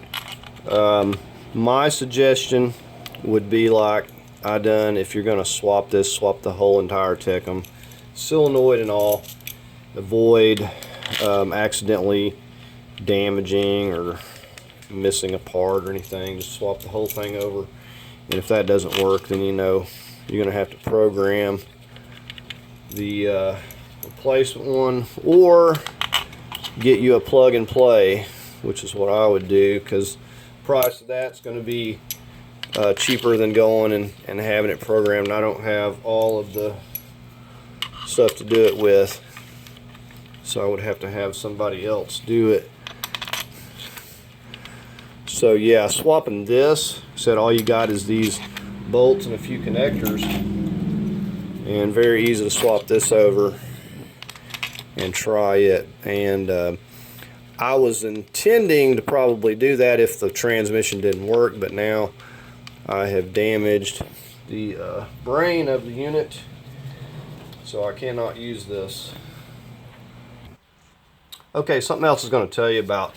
Right here, you can't see it in this light at all, but there's a 242 number is what you need. And I talked to someone. Basically, this is what has to be close, and you can basically get another TCM and it'll actually work. So I wrote the number down, copied all the numbers, but the 242-61414 number is the number that I'm gonna have to match up. And what I'll do when I get the other transmission, I'll probably pop it off and take a look at this number, see how similar it is. But what I understand, if this number is close, the TCM will work. So I wrote all the numbers down. So 242 number, that's the one that matters. So they're not going to tell you a lot of this stuff because they want you to program everything, but if that matches enough, it is supposed to work with your vehicle. And mine come from the same year, so I'm hoping that that's gonna work. Okay, so that's all on that for now.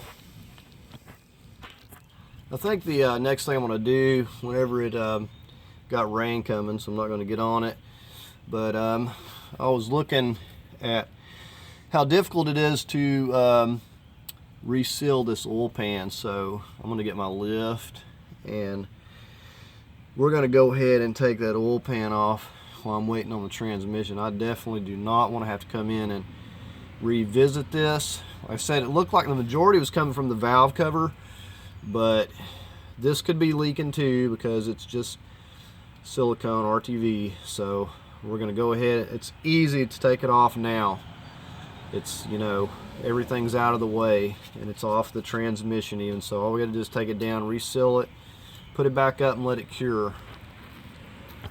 Okay, so I got my lift over here and I'm just holding the engine up.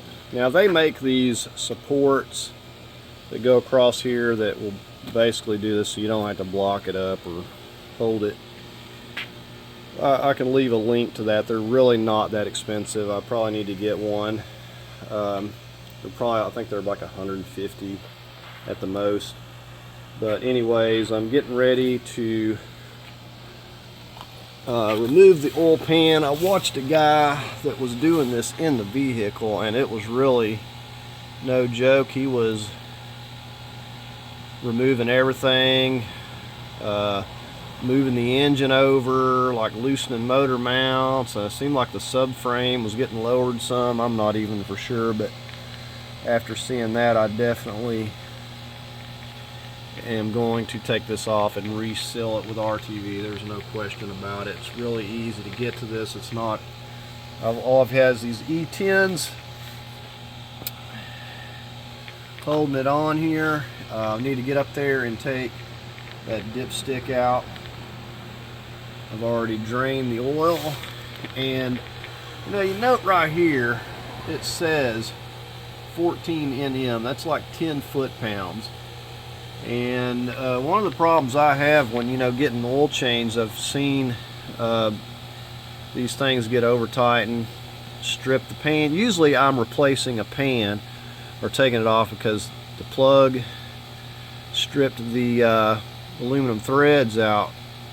So it's a kind of a big ordeal. So you got to be careful not to over tighten those. It doesn't have to be that tight. So anyways, I'm going to take the dipstick out and I'm just going to get started moving these E10s here and try to get this thing down and get it cleaned up.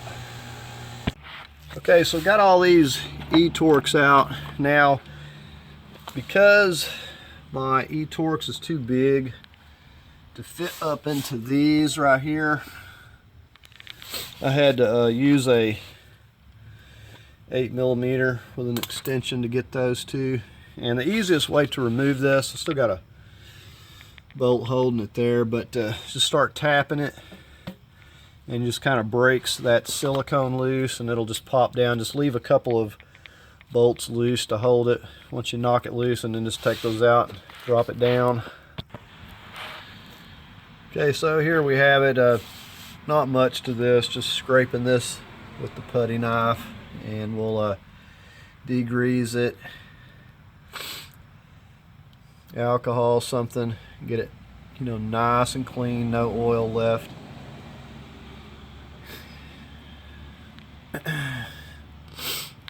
And you can see this part has this cover in it here, and you'll want to put in some cardboard or a pan down here because this will just sit and drip for days.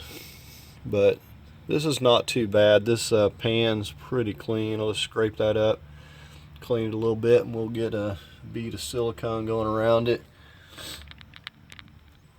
But definitely easy to get to this right now.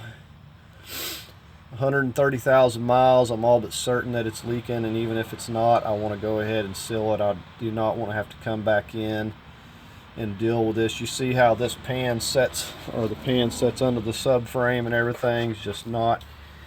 You got the exhaust, the transmission, you know, there's just not any room with this in the vehicle like that. I was looking for, usually it has some locating pegs, not seeing them offhand. Anyways, I'm going to get this in a my parts washer and just get it cleaned up, and we'll get this surface clean, everything, get us some RTV and get this put back together. Okay, so we've got this cleaned up. We just used the putty knife and a little bitty wire brush up here.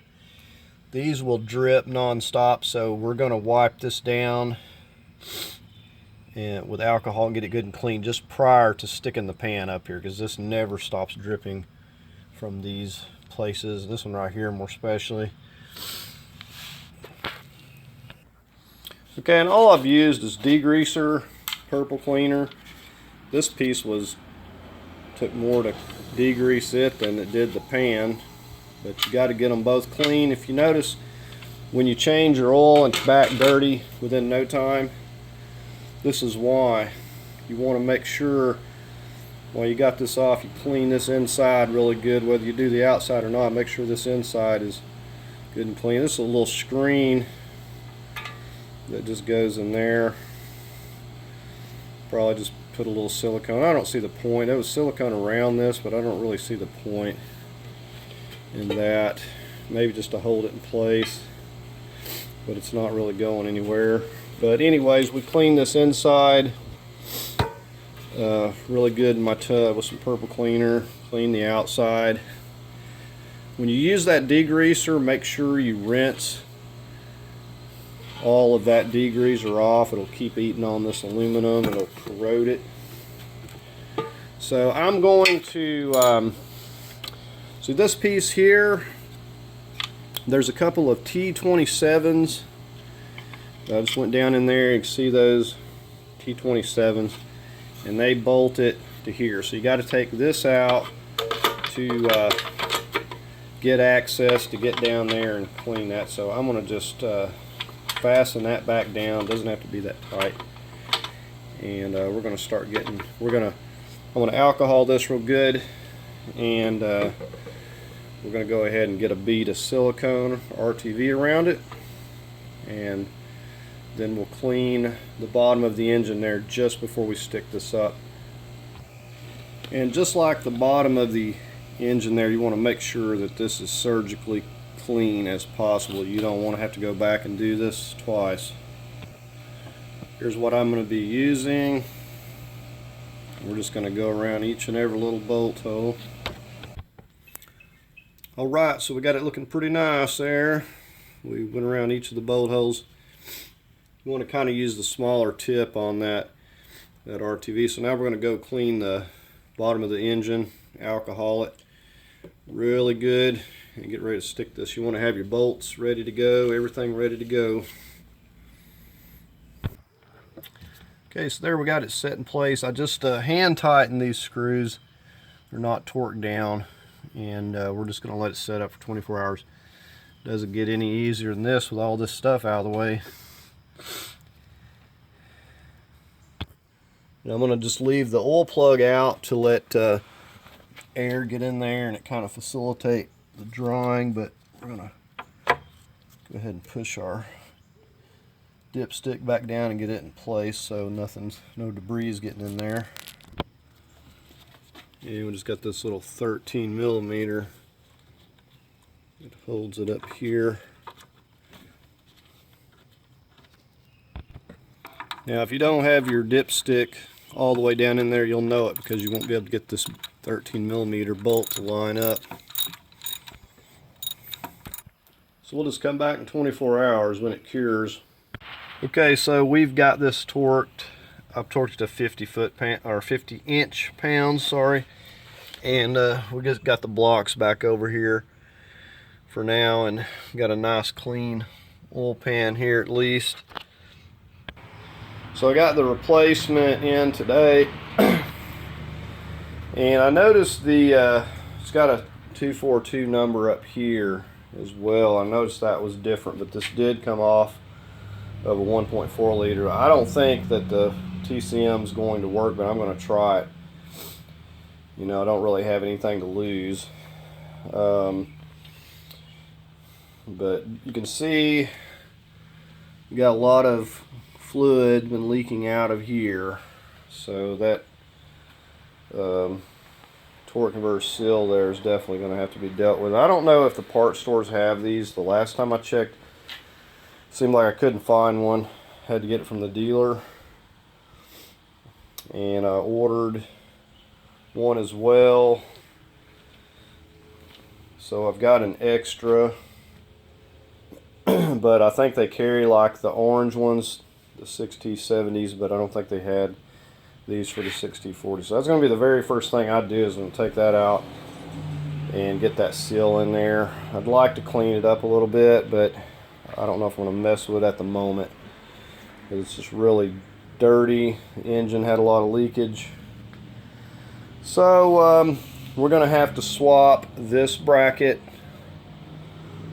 and I think that's about it as far as it goes, the differences. But this one's got 124,000 miles on it. So that's going to be the first thing we're just going to get started. We're going to get this torque converter seal, which should be, you know, even if it's not leaking, you probably ought to go ahead and replace at least this one. Now I don't really see a lot of this. This one here is probably leaking, so I may leave that one for now and come back in, but it is rather difficult to get to, so I'm not sure. I don't know if it was leaking when they pulled it out. It doesn't really look like there is a tremendous amount around there, but there is a little bit, so we may go ahead and get that one while we're at it too.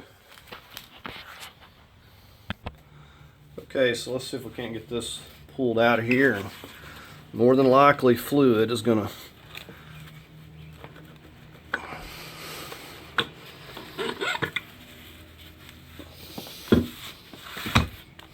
Alright.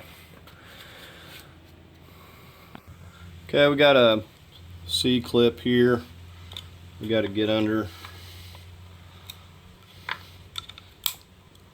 and it probably helps to have a couple of screwdrivers. Okay, so you got to kind of like pick up and work the other one under this, and then it comes off of there pretty easy.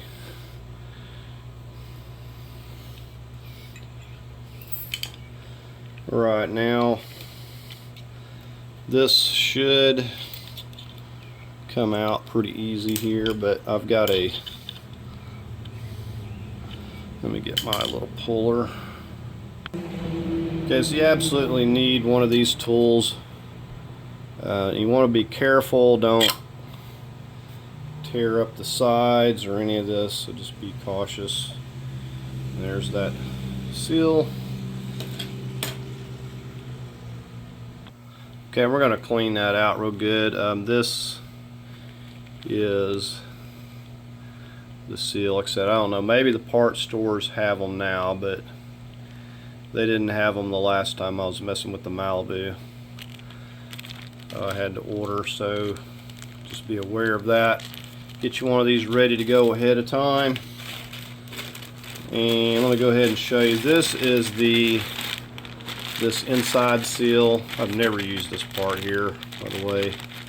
I've never seen any other CV axle seals come with that, but it's supposed to keep you from gouging the seal up. This is the CV axle seal. Now these are different from side to side. This is for the going to the passenger side.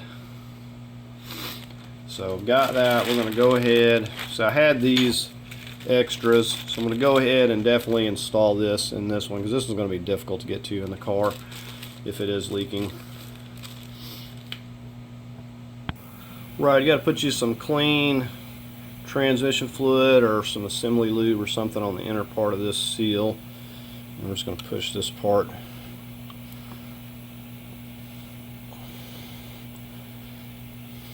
Just push it down all the way.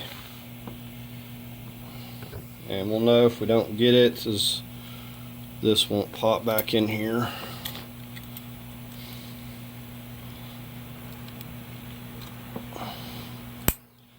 Alright, you can see how easy that is just to push right back in with your hand. Just going to clean up the outside of the torque converter here, and I'm going to put a little bit of clean transmission fluid on that as well before I slip that up into place. Okay, so I got it set on there. We're going to start turning it back into place.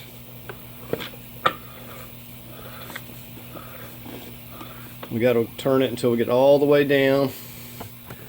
A little bit farther to go.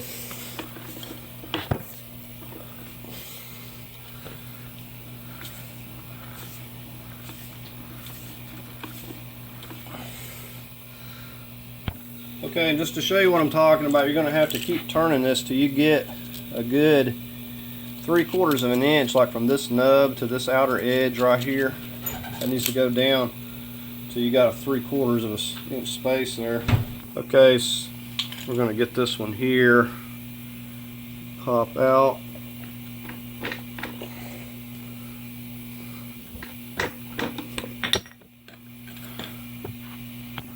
Okay, now you notice on this one they already got like this light silicone grease or some type of grease in there already, so this one's good to go. It doesn't have to be lubed. And what I usually always do, if I don't have a piece of PVC pipe, I'll just take a wooden block, just start tapping it at each corner and working it in that way. Now this also has its own seal that goes around. There's like a silicone seal. Now I've got a piece of this 2-inch adapter. I'm going to try to, if I can have any luck with this. Once you get it started, it's not too bad. But I mean, it's meant to be a tight fit. Okay, and you can tap that down with a wooden block too, just as easily with a 2x4 block. I just like checking with my nail, make sure that it's down nice and flush. So we're all done there. And now the only bad thing about this, if this turns out to be a bad transmission, then I'm going to be out some seals here. And a lot of these ain't cheap, you know, $15–20 per seal. So, but these are the hard ones to get to. You know, the torque converter seal, at the very least you need to do that one. Okay, so I've been working on cleaning out all the threaded holes and making sure the bolt will go in each of those, and also the ones on the torque converter. And since this is a 1.4 liter transmission, we got to swap this lever. Got a 15mm. This you'll have to pry it up and off of there. Note the difference. So that will go down snugly.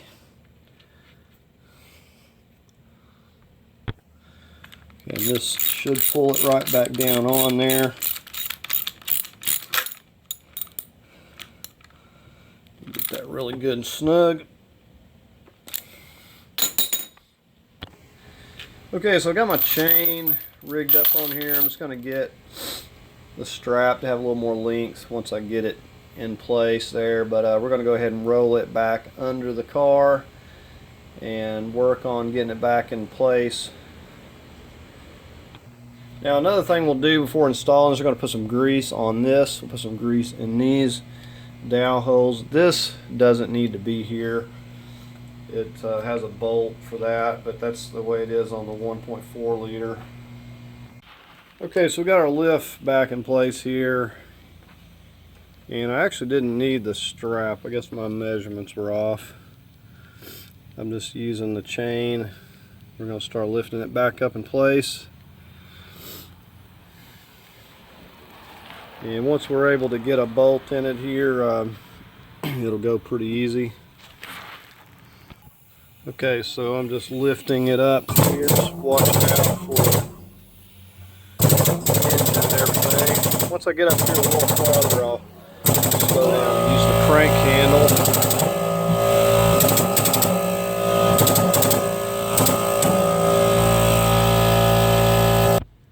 Now I may have gotten a little carried away and got the engine too high here, so I'm going to see if I can't start working this in place.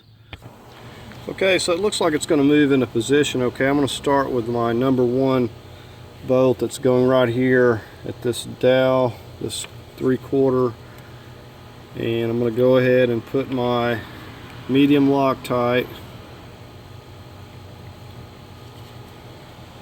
and basically just going to kind of push this up here a little bit into alignment. You have to just kind of, it's not that hard to move around.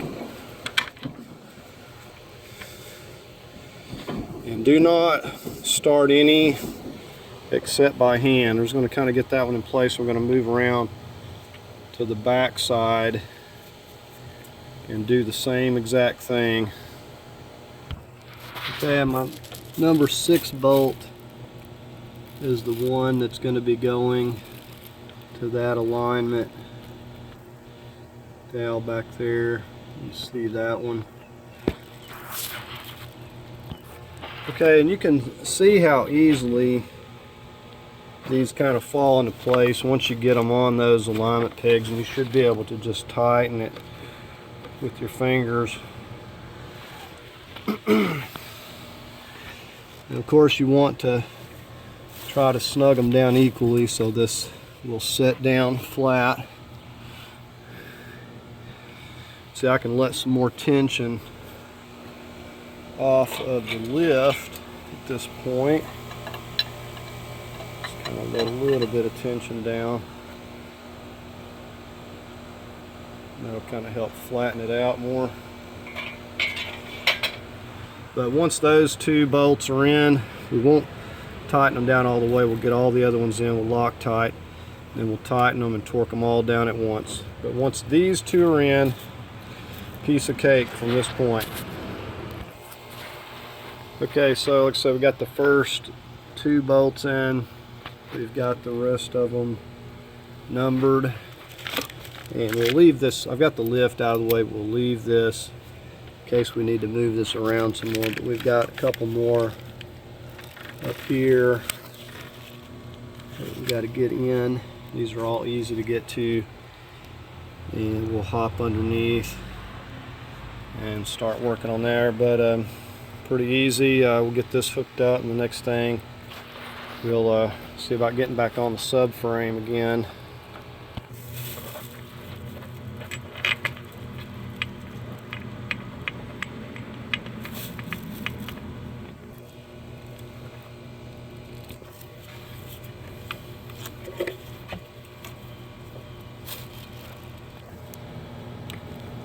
Okay, and we got this one down here, and then we're about ready to go back underneath.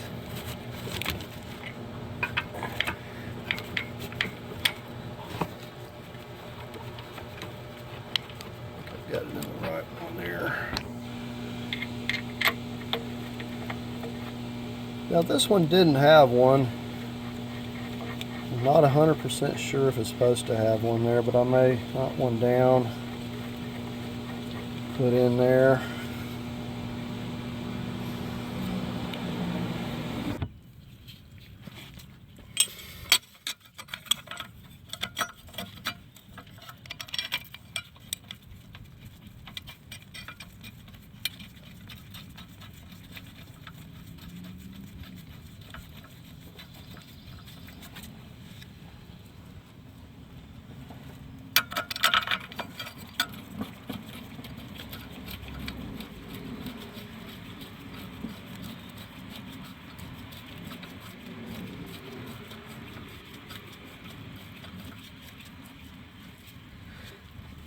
Okay, so what we're going to do is go around at this point and torque them. I'm going to go 45 on the big 18s and 35 on the smaller 15s.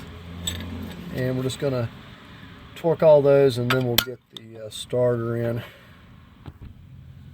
Okay, so we got it set to 45 for the 18mm headed bolts.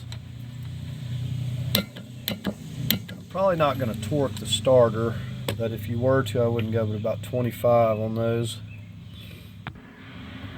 Right, so here we go, 35 on this 15mm here.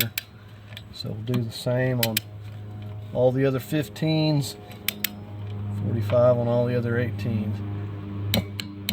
Let's work our way around. Okay, before I get too carried away, I need to start getting my bolts. Now you can turn this torque converter by hand a little bit till you get it to line up. And right now I cannot see where the nub's at. I'm gonna have to feel for it. Okay, so there's one right there. So I need to watch. I'll move it down there. Okay, so you may want to use a magnet to feed that in there. Obviously you don't want to drop it down in there and not be able to get it back out, so you need to be very careful at this point. Now I seated that torque converter really well, so it's gonna pull it up quite a bit. Now I don't want it tight. I'm gonna snug it up, and then I'm gonna back it off.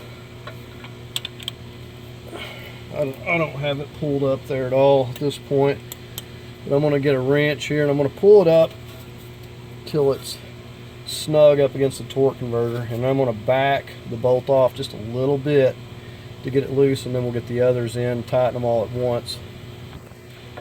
Now, I've had people ask me, now if you don't get your torque converter seated all the way down like mine, now you may not have gotten it out of position. In that case, it may be sitting right next to the flex plate. As long as you can still turn the torque converter freely, it's not hanging up on it, you're probably fine. But you're taking a risk if you have pulled it out to do that seal and you don't have it seated all the way down like I showed you, then more than likely you're going to be taking it back apart. So make sure. Okay, so I've got it snugged up, so I'm just going to back it off a little bit there. I don't want that bolt to be tight. And now we'll go ahead, just like I showed you before, we'll rotate this with our E18 out here on the crank.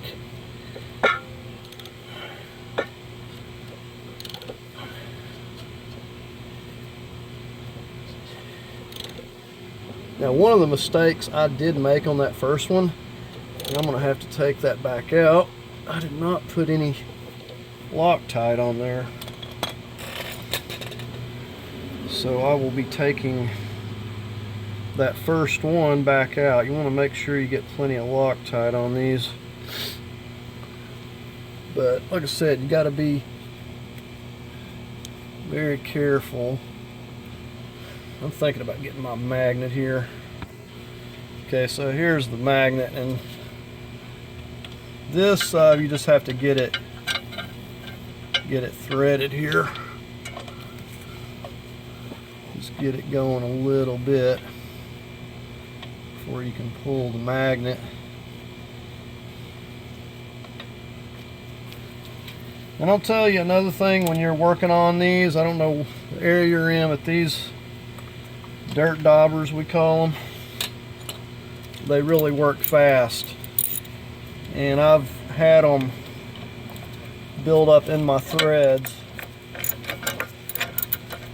and not know it and ruined the bolt and almost ruined the threads on the transmission. So you got to really check those things, and I mean within like a week or so. They're trying to like get a hold of this one. They've already built a few nests. Just some things I've learned. Alright, so I'll just back that one off a little bit, and we'll go into the last one here. Okay, there's the last one in. However, I got to go back around to the first one here and take it back out and put that medium Loctite. I have used the high strength on them as well. Okay, so I got it set to 35 foot-pounds. I'm going to go ahead and start torquing these one at a time. I'll probably have to hold the crank here. Maybe. Alright, so there's the first one. Two more. And there's the second one.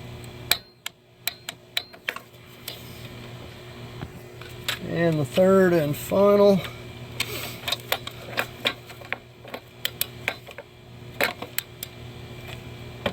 So if you got this far, then you're home free.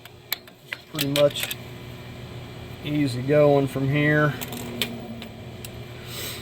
Alright, so I think we'll go ahead and get this starter back in place.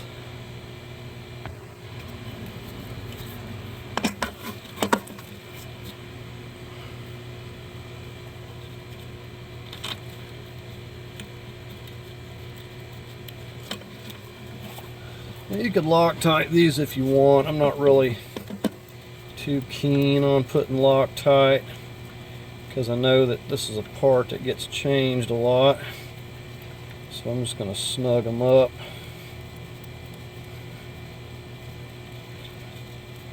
Okay, so the next one we got to get the top one there that you can't really see.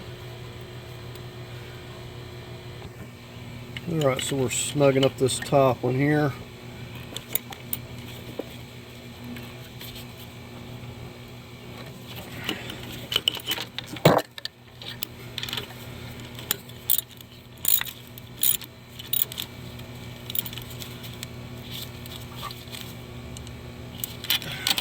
Alright, get this wire back on over here.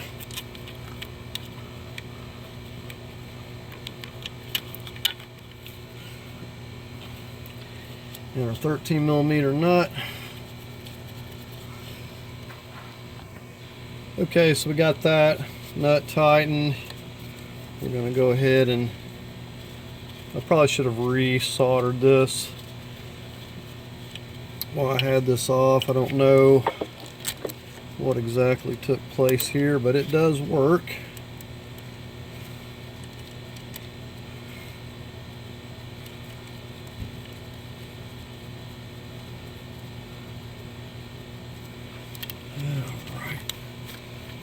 Find our other wire wherever it's ran off to here.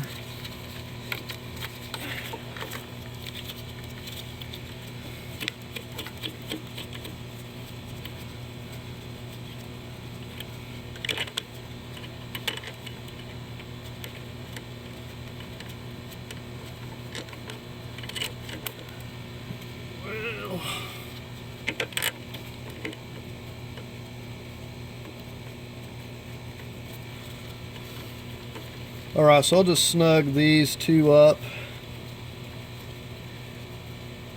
and we'll be ready to move on. I think we'll may start working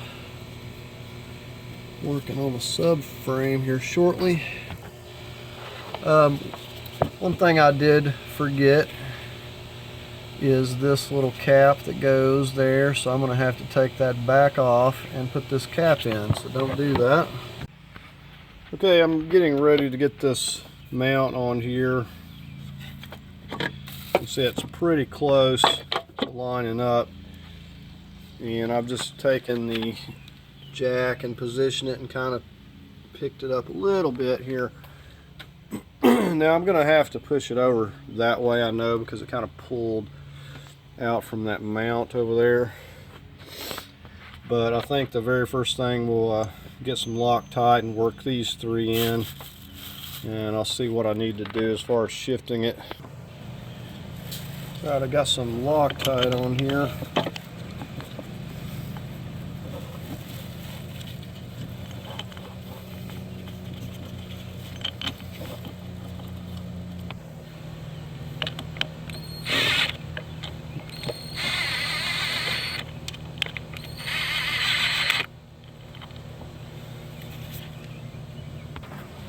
Oh, another thing, make sure this trans cooler line is underneath there like I got it. Okay, so I had to push the engine that way a little bit. I've got this lined up a little better. Just kind of going by the old marks. I'm trying to.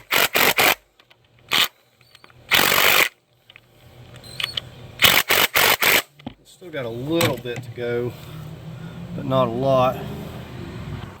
So this was the part I was looking at over here. Just whatever reason, when I was moving the engine, it pulled over this way a little bit.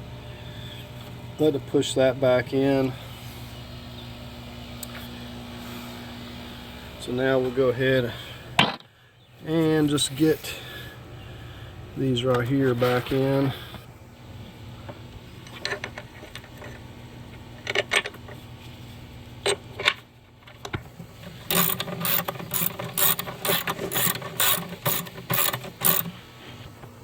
I'm going to go ahead and torque all of these 15 to 35 foot-pounds.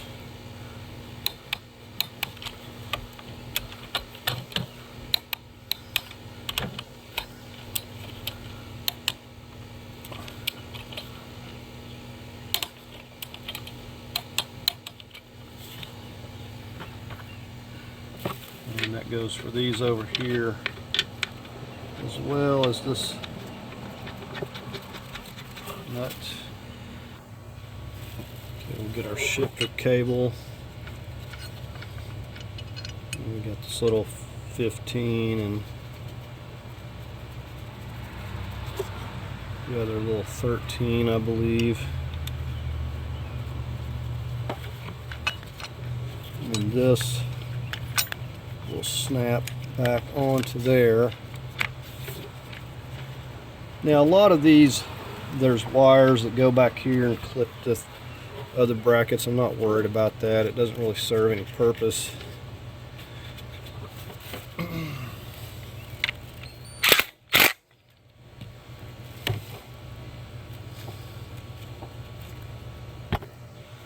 Okay, so we got that fastened down. We can go ahead and get our shifter cable.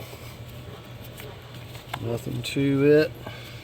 Just pushes right back.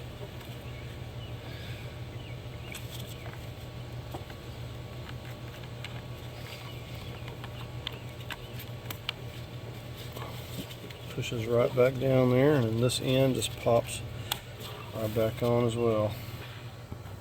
Okay, we're going to reattach these cooler lines. I wanted to show you, this is the little washer O-ring that goes on to this. Don't have any more. I don't know how hard these are to find either, but we're going to attempt to use these. We'll keep an eye on them, obviously. Okay, so we're going to slip this on here and make sure that surface is nice and clean there. Get it nice and straight.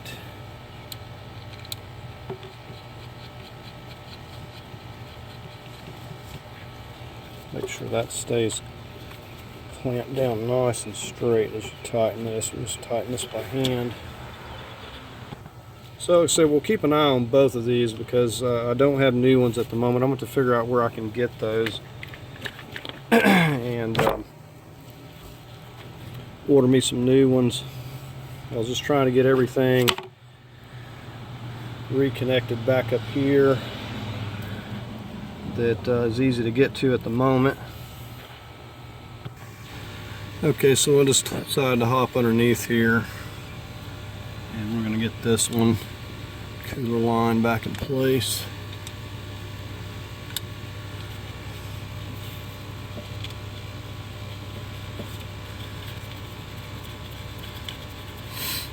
So these O-rings are similar to like a air conditioner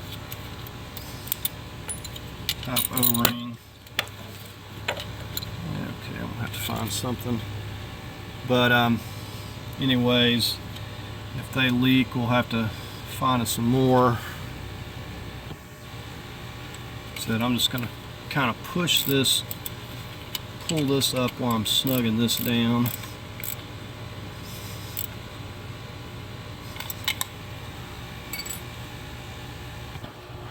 Okay, so anyways, the engine is supported once again on the mounts. We're going to get all this out from under here, and we're just going to start working the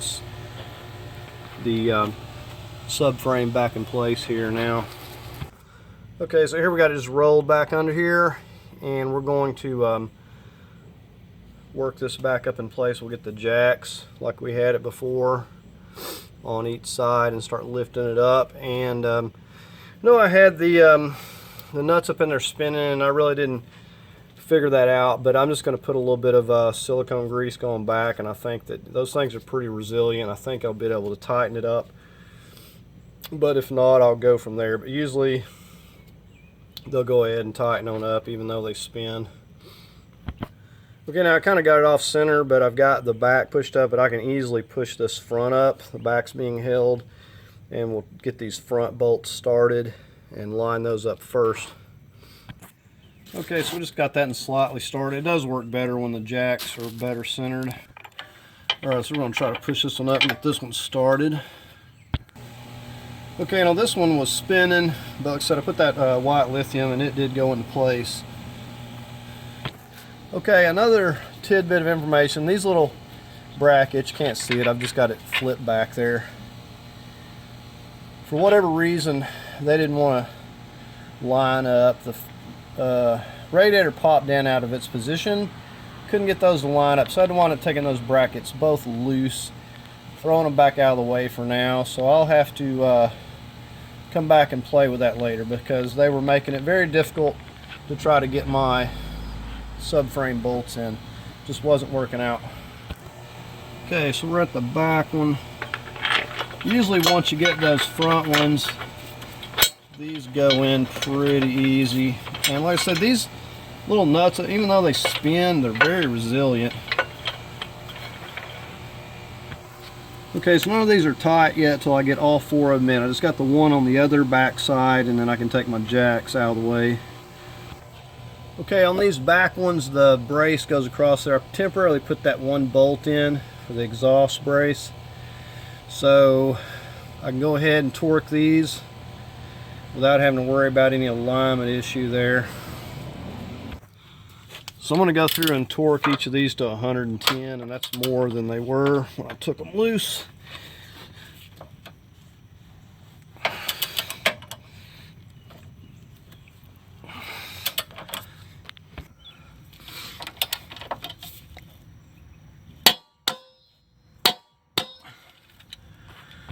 Okay, so we got the subframe torqued. We're going to go ahead and get in here and reattach our steering. And see, we got a mark there, and we didn't move it, so it's just going to slide right back on to that flat right there, and we'll get our bolt through there. Okay, and we're also going to be using this high strength Loctite on our little bolt here. Let's go ahead and get this slip back on.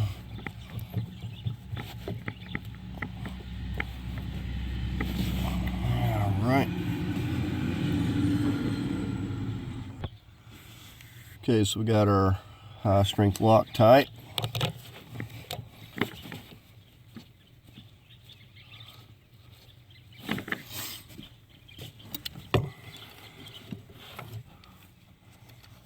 Got our 11mm.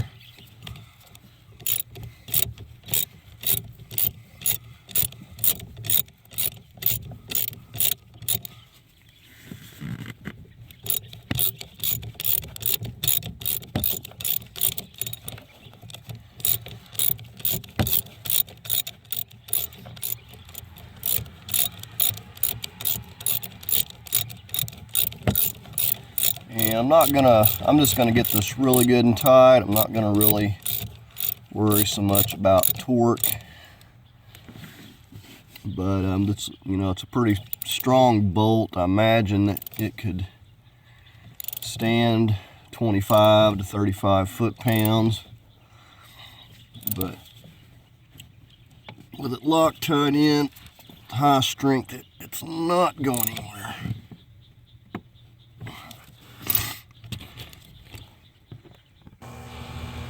Right, so we're going to get started on these mounts.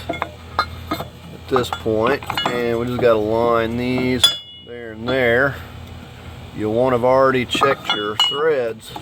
This is still a little bit loose, and it's probably still not going to go into place real super easy. Okay, with this mount loose, it's actually not that difficult to get it in place. You can see that we're not anywhere lined up. It's medium, Loctite. We'll just start with these up here, or try to. Okay, I'm not lined up at all.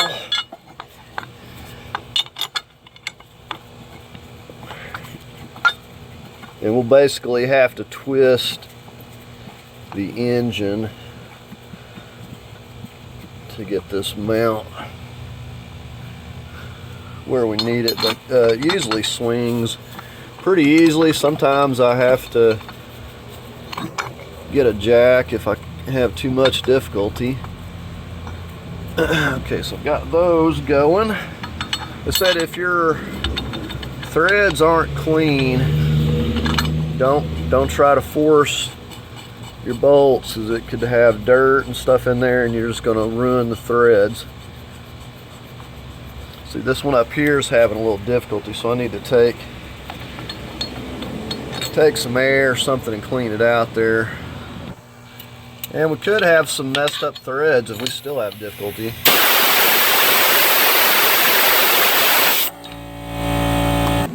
Okay, so we must have had some trash. It seems to be going fine. I thought I'd already checked it too. Okay, we're going to go ahead and torque these to 45 foot-pounds before we do the other mount.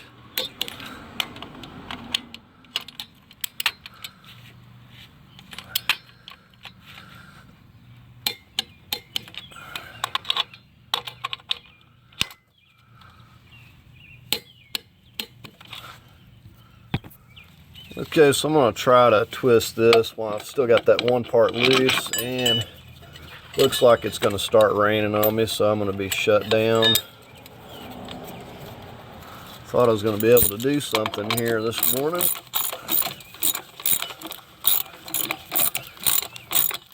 I want to get this one in, and I guess I'll just go ahead and quit. See if the rain's going to go away. Okay, so we're going to torque this to 45 as well. Now we got to get the wrench and tighten these.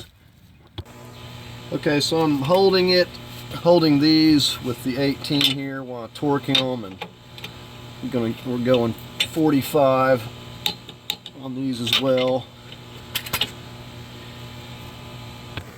Okay, I'm going to fasten a few of these wires back under here while I'm under here. We took loose from the subframe.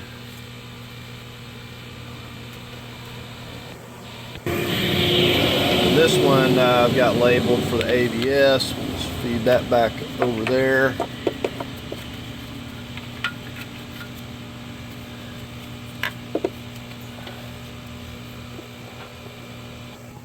Okay, and we got the one that we took loose from this ABS. Let's go ahead and reattach this. Oops, accidentally pushed the lock forward too soon. Now before I get on this front mount, I'm going to go ahead and get this transmission to drain in here.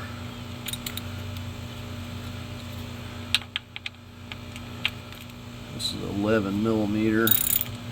They never get all of the fluid out, so we'll go ahead and see what we got here. I'm sure there's going to be quite a bit in there. Stuff looks really dirty. It's usually not a real good sign.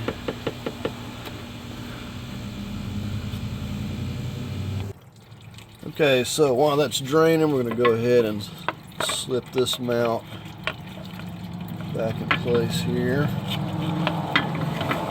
Okay, may have to actually come up above it there. Doesn't want to fit that way. Okay, so I guess I wasn't thinking ahead. I'm actually going to have to, at the very least, loosen that one up, and I may have to loosen those other ones back there. This is not lining up here at all. So like right here, I've got this hole lined up, but these over here are nowhere close, so that tells me the engine needs a twist quite a bit. So I'm gonna have to take that loose, at least that one bolt, the main one, and see what I can do with it. Okay, we'll get the main bolt in first. I feel like this is going to be the more difficult one to start. I'm just going to loosely get that one in place, and then we'll rock this engine around and get the other ones. Okay, I'm just starting with the lower here, and got medium Loctite. So we'll just move the engine wherever we need to move it. It should have a little bit of wiggle room. Okay, so definitely learn from my mistake. This one should have been put on first, or at the very least the entire back one should have been left loose before putting them on at the very same time, because this one won't line up at all. I've loosened, let me show you, I've loosened off the bolts going through the subframe, and that one still not enough. I'm gonna have to loosen every bolt on the bracket and then see if I can wiggle it, because it's not lining up at all up here. So either put them both at the same time or put this one up here. At the very least, put it first. And I'm not even for sure, you probably even want to leave, I don't know, definitely you want to do this front one first. Okay, I just wanted to explain what I've been up here in the front doing. What I had mistaken for alignment problems, actually these threads were gummed up with either corrosion, dirt, Loctite, something was in there, old Loctite. And I had to go through with WD-40, clean these out, take a bolt through each one of these because they were not threading down properly. So I should have done that. That's why I was saying about checking threads. These are some threads that I didn't think about. And it's very easy to do it with that transmission out, but very time consuming. I spent half an hour messing with this. So now I'm going to go ahead and get this up in place here. It should go pretty easy. Okay, now I took my jack and pushed this transmission up slightly. This mount is kind of made to come from the top, so I can push this up and get it to go, but it doesn't want to come down anymore. So I pushed it up slightly, and I'm just working them in one at a time. And so now I can easily thread these down by hand too. Okay, I used a little piece of board to push the engine that way. I've got it lifted up with the jack, but I needed to push it that way, and it helped me to push it over there. So got it through there pretty easily, and we'll go ahead, we'll torque these going to the transmission 35, and we'll probably go about 45 on that big one there, and then we'll retighten the back one. Here we go, 45.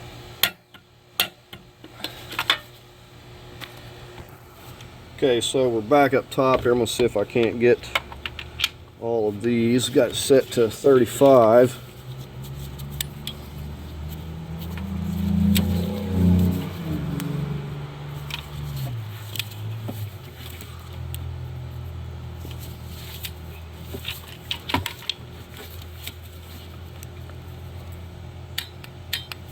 Okay, we'll just do these others the same.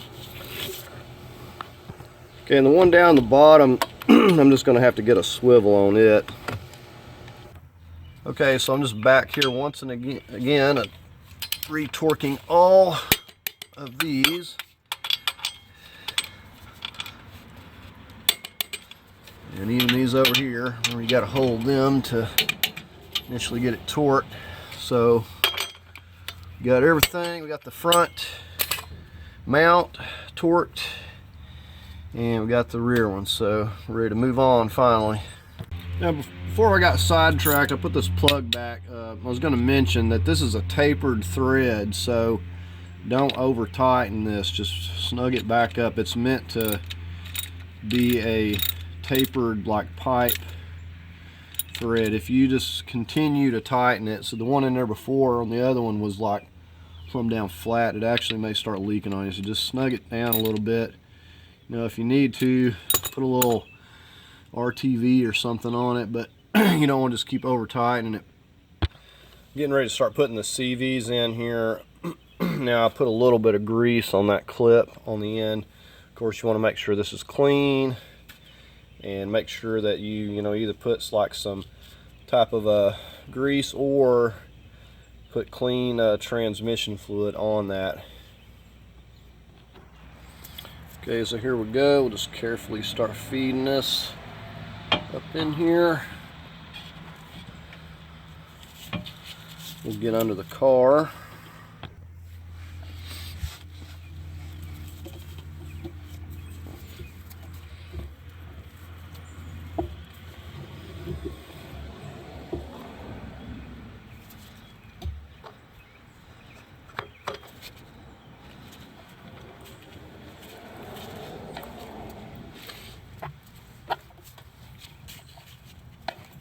Okay, we'll have to tap this on the end out here. Okay, so basically I just kind of supported this and watched it and just gave the whole CV axle a little tap, and it just pretty much fell right into place. Just like that. Okay, I'm going to do the same thing over here on the driver's side.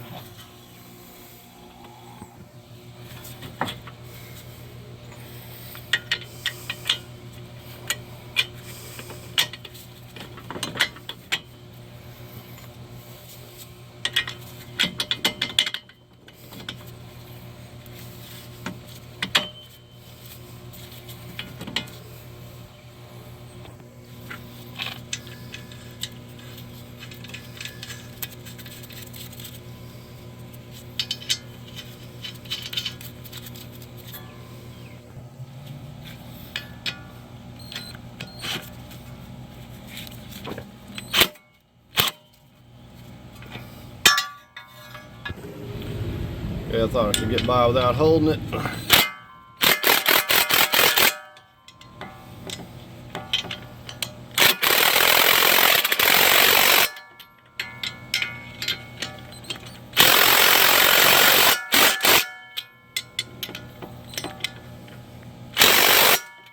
I'm using both these are 18s, by the way. And because the splines are in, I don't have to hold it now. I'm going to torque this to 100 foot-pounds.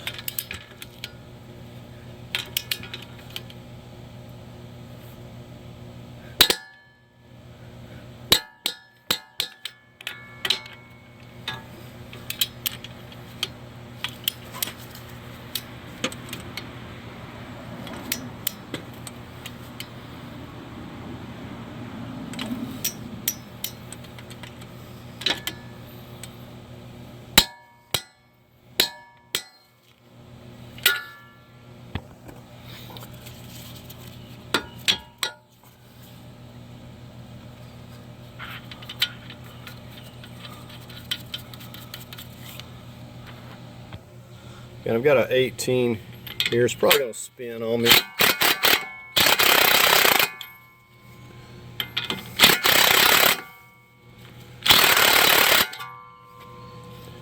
Alright, let's get the torques. Okay, so I'm going to hold this with the 18. I got my T40 set to reverse.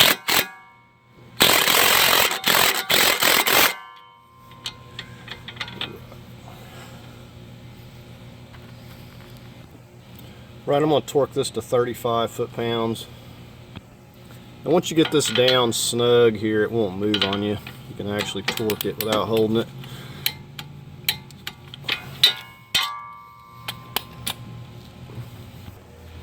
Okay, we're going to go ahead and put our 32mm axle nut on here. Now, I'm not going to get it torqued until we get it down here on the ground.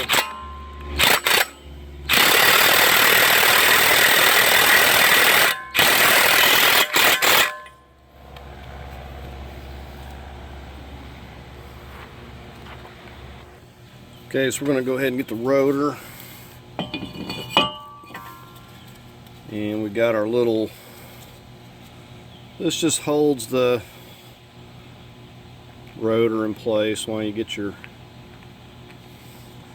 brakes and stuff on. It's really not that important if you don't have it.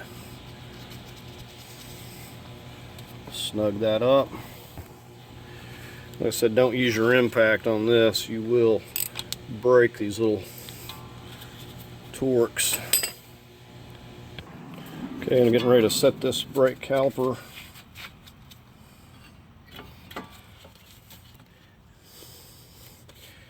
Now open this thing up because I was going to put some new pads on, but I don't have them just yet. I'll have to come back and revisit this. And we've got medium Loctite on these.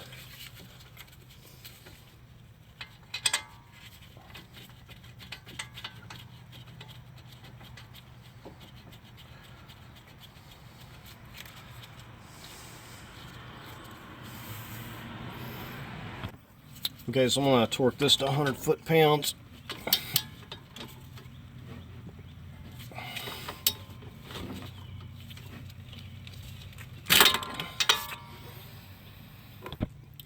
Okay, so I was going to go 100, but it didn't really feel good. I know these are those torque to yield, so I backed it off to 90.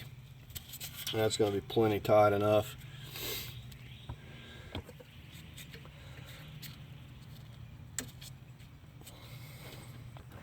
Okay, I'm just going to go ahead and get the wheel on at this point. I'm not going to worry about the inner fender liners, any of that at this time. And then we're just going to do pretty much the same thing on the other side as far as getting the knuckle together. Okay, I'm just getting ready to put the exhaust back in place now. Okay, so we're going to slip it on down here first. Now you can see we've got that doused down pretty good with antiseize. The gasket's already on there. So we want to push this up. We'll get our brackets in place.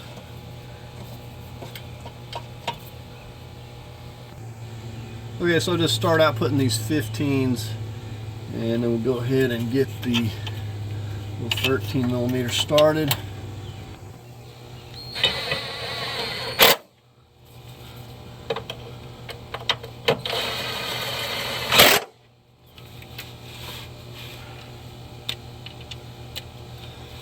I'm just going to snug these up good, not really worried about torque.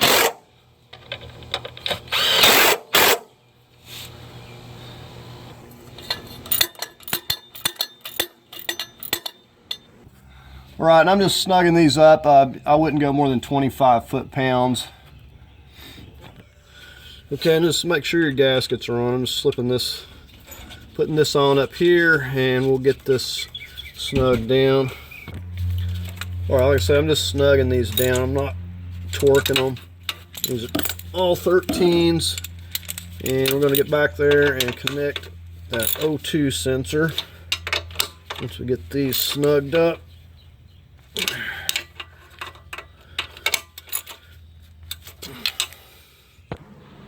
Okay, so now I'm just going to connect the O2 here.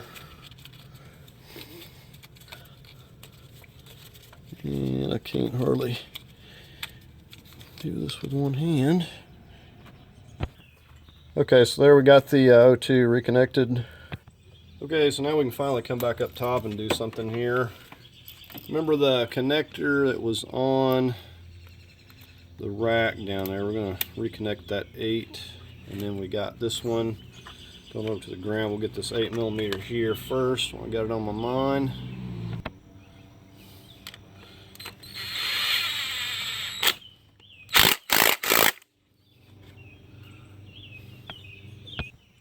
Okay, then we got the ground.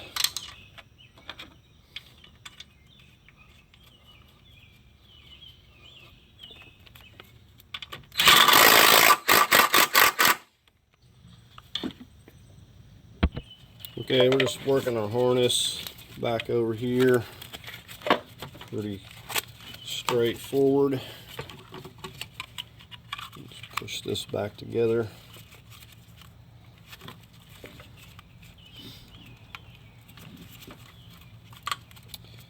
Gotta get that clamp.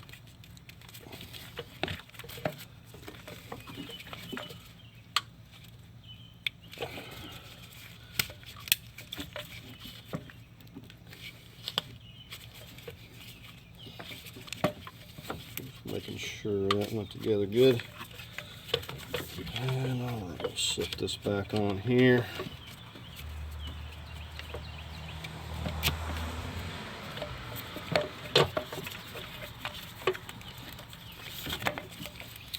We got our Tecum there. We need to get that back down here in place. And we got this goes in our fuse box.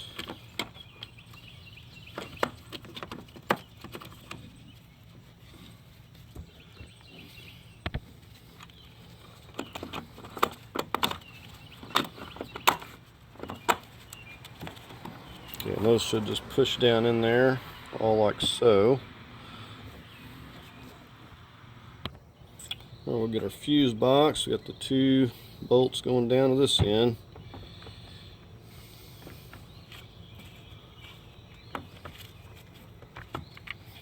Got to get it lined up. Clips. So if you don't get it lined up right, it will not snap down. And I'm just going to be snugging it down just by hand with this little, not want to over tighten and strip these if it ain't already stripped.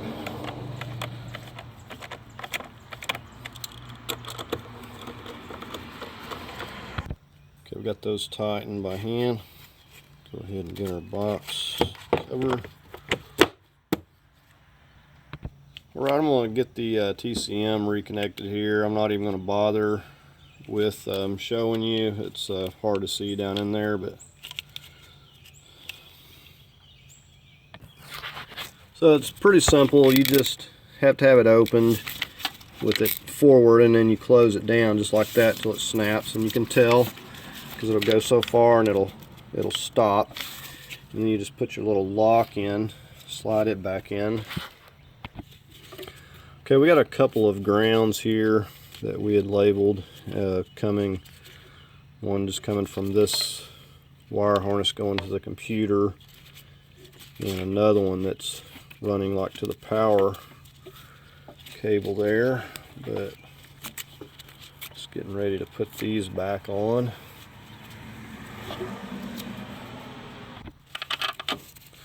So it's pretty simple if you got things labeled anyway.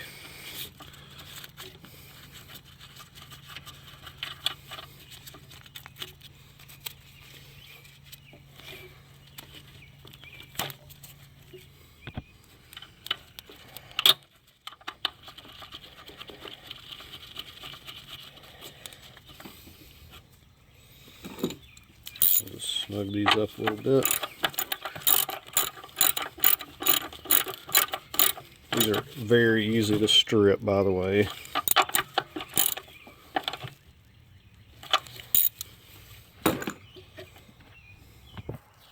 Okay, now we got this red cable connecting right here.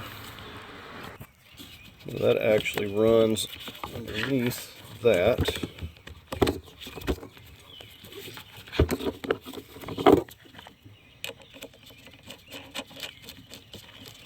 Snug that up. Now the other wire that goes to here we have to wait on because we have to get the battery and everything in first. Okay, before we get our battery and stuff in the way, we're going to go ahead and put a jug or a gallon of this maxlife. We've got the plug in, CVs are in. So we're going to go ahead and put a jug and we'll start with that, and we'll probably have to top it off more, but I just want to see where we're at.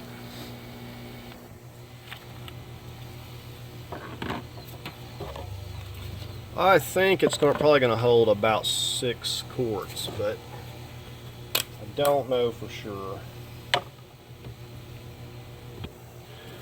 Alright, so we'll slowly start pouring this. You know, I think I changed my mind. I think I might start off with 5 quarts. Of course, we're going to check for leaks.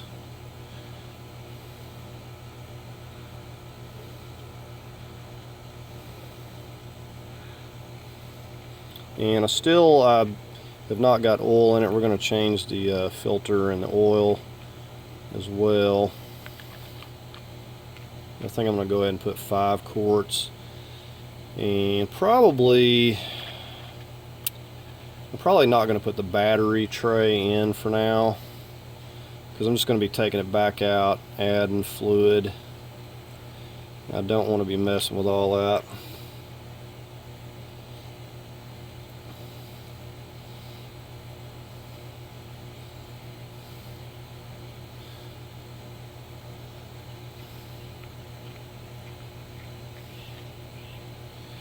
And we can just set the battery up in here and get it running.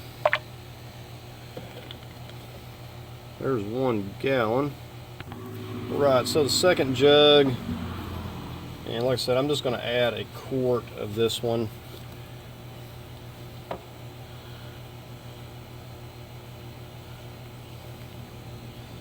I'm really thinking about 6.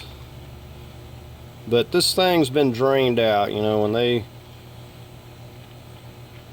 get them from the salvage yard, they usually drain quite a bit out of these things for shipping, so it may take more. So there's 5 quarts. We'll stop there. So I went ahead and connected that one for the battery. Okay, so this filter takes a 24. Wow. Somebody had that tight.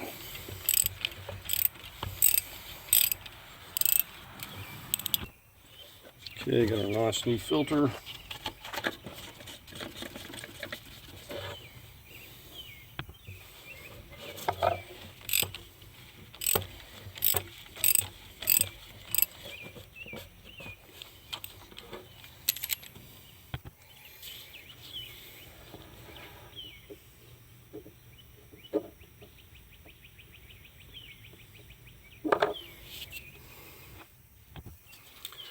Okay, and I think we're just going to get the battery set in here. Okay, so we're just going to set it here for now. Okay, so I'm going to go ahead and crank the car up here. I've got this battery back in. I just want to try to engage it and see what it's going to do. Okay, so I got it cranked up and running.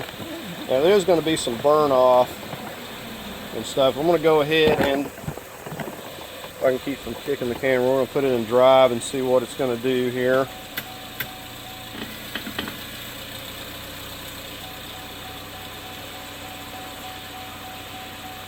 Okay, no leaks or anything. We'll go ahead and stop it and put it in reverse and check it out.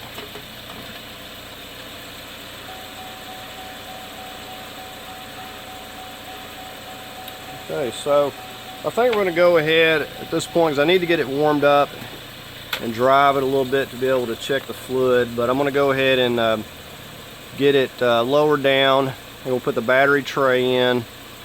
And we'll see if we can't get it down the road before it gets dark. Maybe see what it's going to do, because it hasn't thrown any warnings yet. Okay, so all I've done is set this in here, and we're just going to go ahead and get these 3 bolts back in here, and the little shielded ground just pops down in there. and then this is going to fasten back up onto these right here. And we can get our battery back in. Okay, so I just put one nut in that to hold that, because I'll probably need to move that to get more fluid in, but just kind of got it set here. I don't have the brace on or anything. And we're going to go ahead and get the blocks and get the vehicle lowered at this point. Okay, I just wanted to show you what I'm working on. It got dark on me, and I took it down the road and been driving it. And basically what I've done is I leveled the car out. It's measured 7.5 inches down here. Took the plug out right there, 11 millimeter, and I just went up top. I've been pouring it until you see it trickling out. I'll move this computer over. Just pour it in there until you start seeing it trickling out. I can't say how much, you know, yours is going to hold. It depends on how much has been taken out of it. But I'm going to go ahead and put that plug back in. See, I got a pan down here. I'm going to put that plug back in at this point. But like I said, you got to have the transmission warmed up good, and you have to have it running to do this. And you'll need to take this wheel off, have it leveled out, and then pull your plug. Pretty simple. Alright, we're back out here today. We've had a whole day of storms again. We just got a few things left to do here, and we'll take it for a test drive down the road. Okay, we got our 32. We're going to tighten our axle nut. This calls for 185 foot-pounds. Now, they call for doing it in stages. I think it's supposed to be tightened and then back it off 45 degrees and go the complete 185. We're just going to tighten it 185.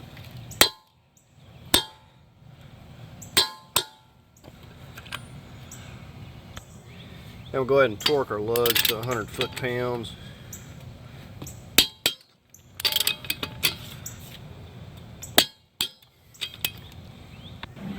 Right now we'll just get our wheel covers back on.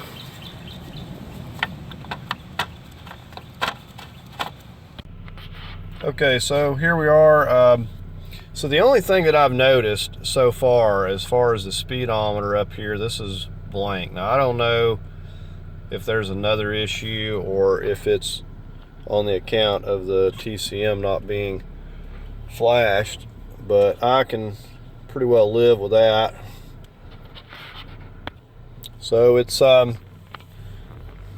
shifting nice and smooth, and we've got the fluid topped off and everything last night, because I knew it was going to be storming all day. So I didn't even know if I was going to get to mess with it here today, but so far it seems to be doing fine. And I would expect if there was going to be a TCM issue as far as the shifting and stuff, it was going to not operate or throw up a warning light. Said I don't even know if the odometer up here has anything to do with that or not. Maybe somebody can leave a comment if you know.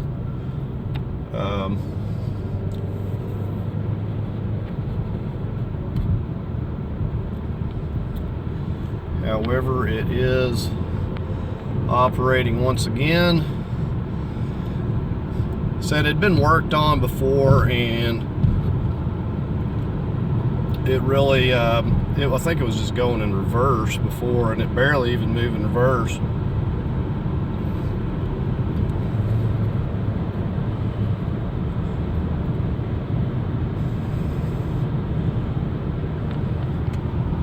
See that it's shifting really good, smoothly. You can see it's got 130,000 miles. This engine is actually in really good shape. Sounds really good.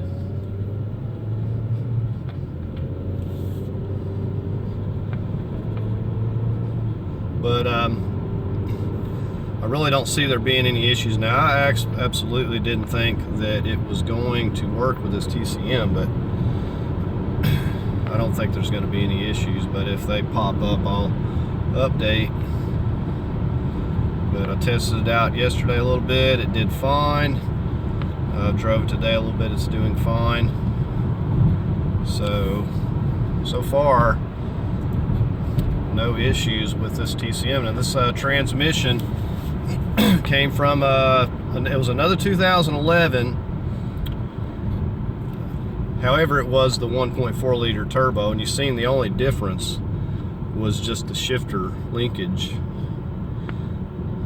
there, and that's it. Virtually no difference. They use the same transmission. We got no leaks, so we put those two seals, the torque converter and that one inside CV axle seal. It's hard to get to, and no leaks or anything, so that's good. So I just want to take it down the road and show you. Okay, so I'm pretty happy with this project. I've probably spent about 4 days actually working on the car, and it took me, you know, about a week or so to get the transmission. But as far as working on the car, I spent about 4 days, and I had rain and everything, so those kind of partial days. It could probably be done within a couple days, pretty easy.